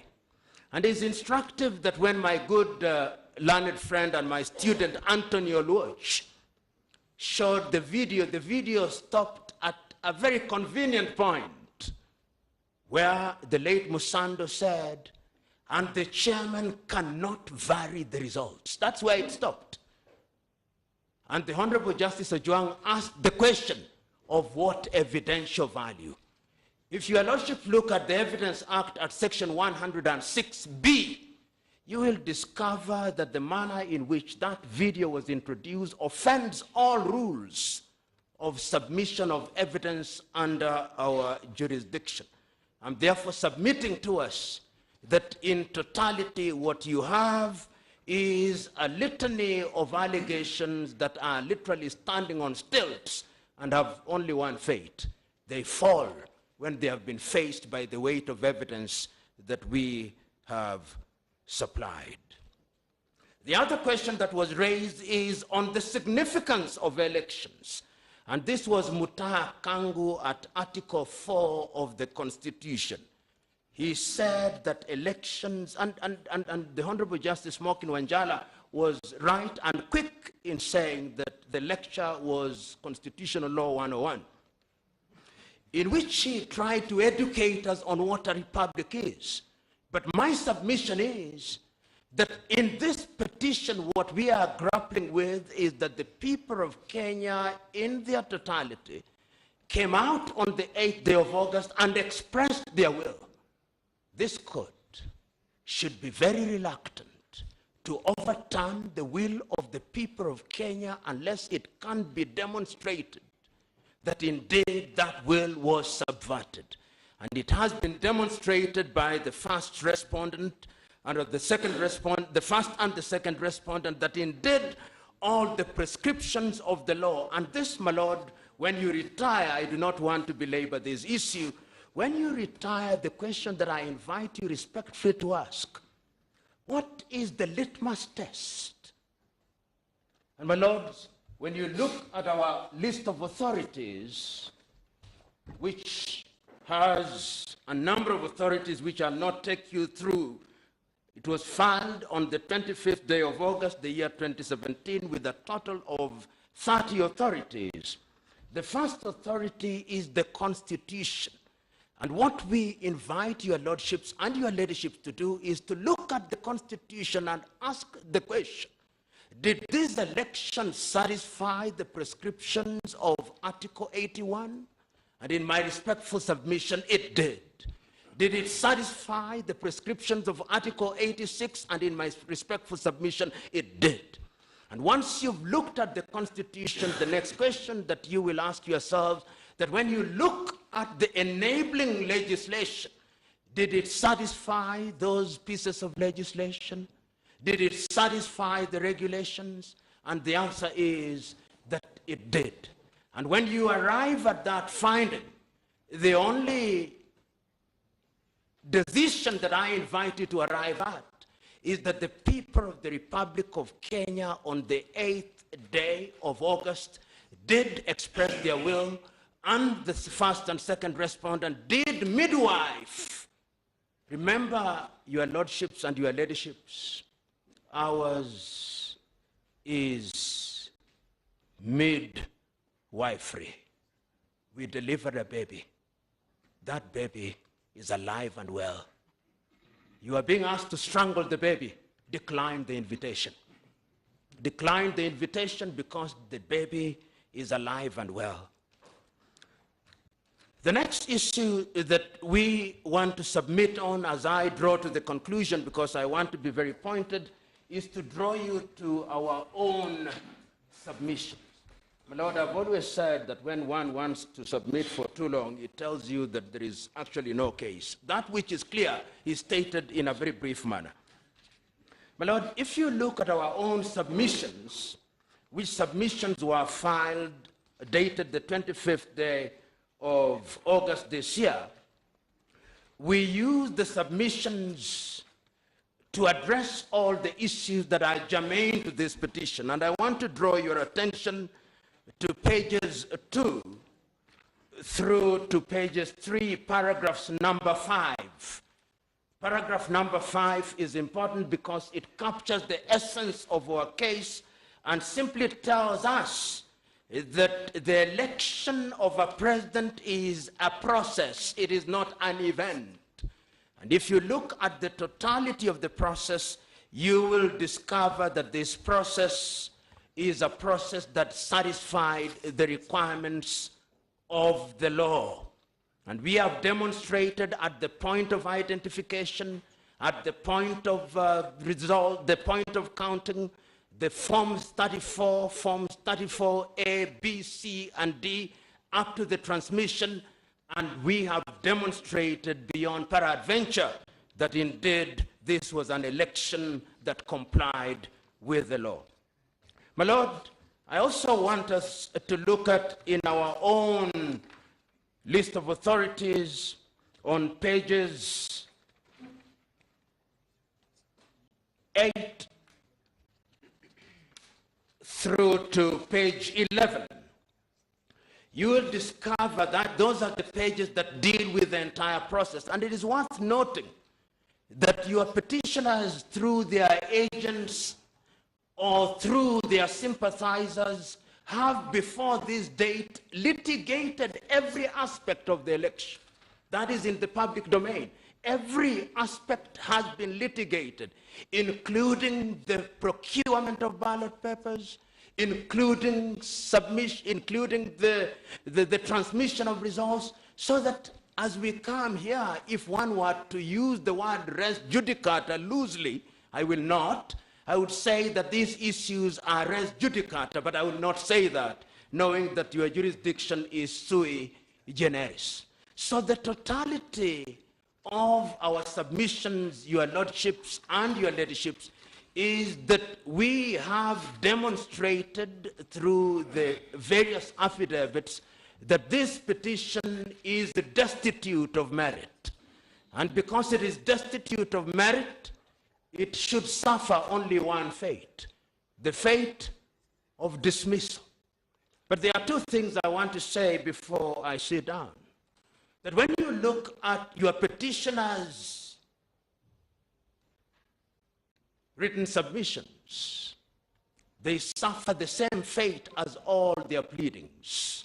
The rule of the thumb is that you don't use your submissions to introduce new evidence. Their submissions are used to introduce new evidence, thus offending all the rules that govern written submissions. In a nutshell, my lords and your ladyship, what you have before you in my respectful submission is a petition that is dead on arrival. What you have before you is a petition that is replete with speculation, is a petition that does not have the evidential weight that is worthy of overturning the election that was conducted by the first respondent and its chairman, the chairman of the IEBC. I therefore respectfully submit, on the basis of the submission that have been made on our behalf, on the basis of the affidavits that have been filed, on the basis of the authorities that we have filed, on the basis of our written submissions, which you'll have the opportunity to read in their full flavor, to come to a finding that this petition is without merit and to dismiss it with costs to your respondents. Those are my respectful submissions. Unless your lordships and your ladyships want me to clarify anything, I beg to sit down.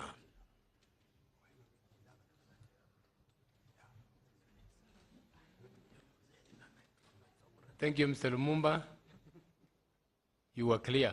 May God bless you. God bless you. I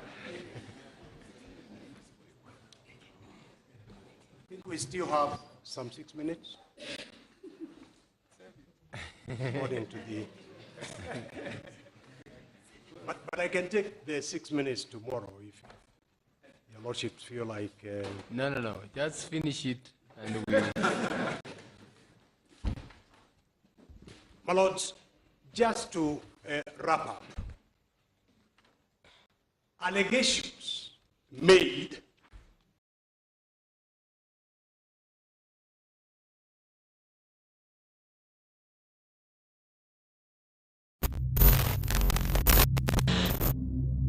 It's a pleasure to have you in our studio, Professor Patrice Lumumba.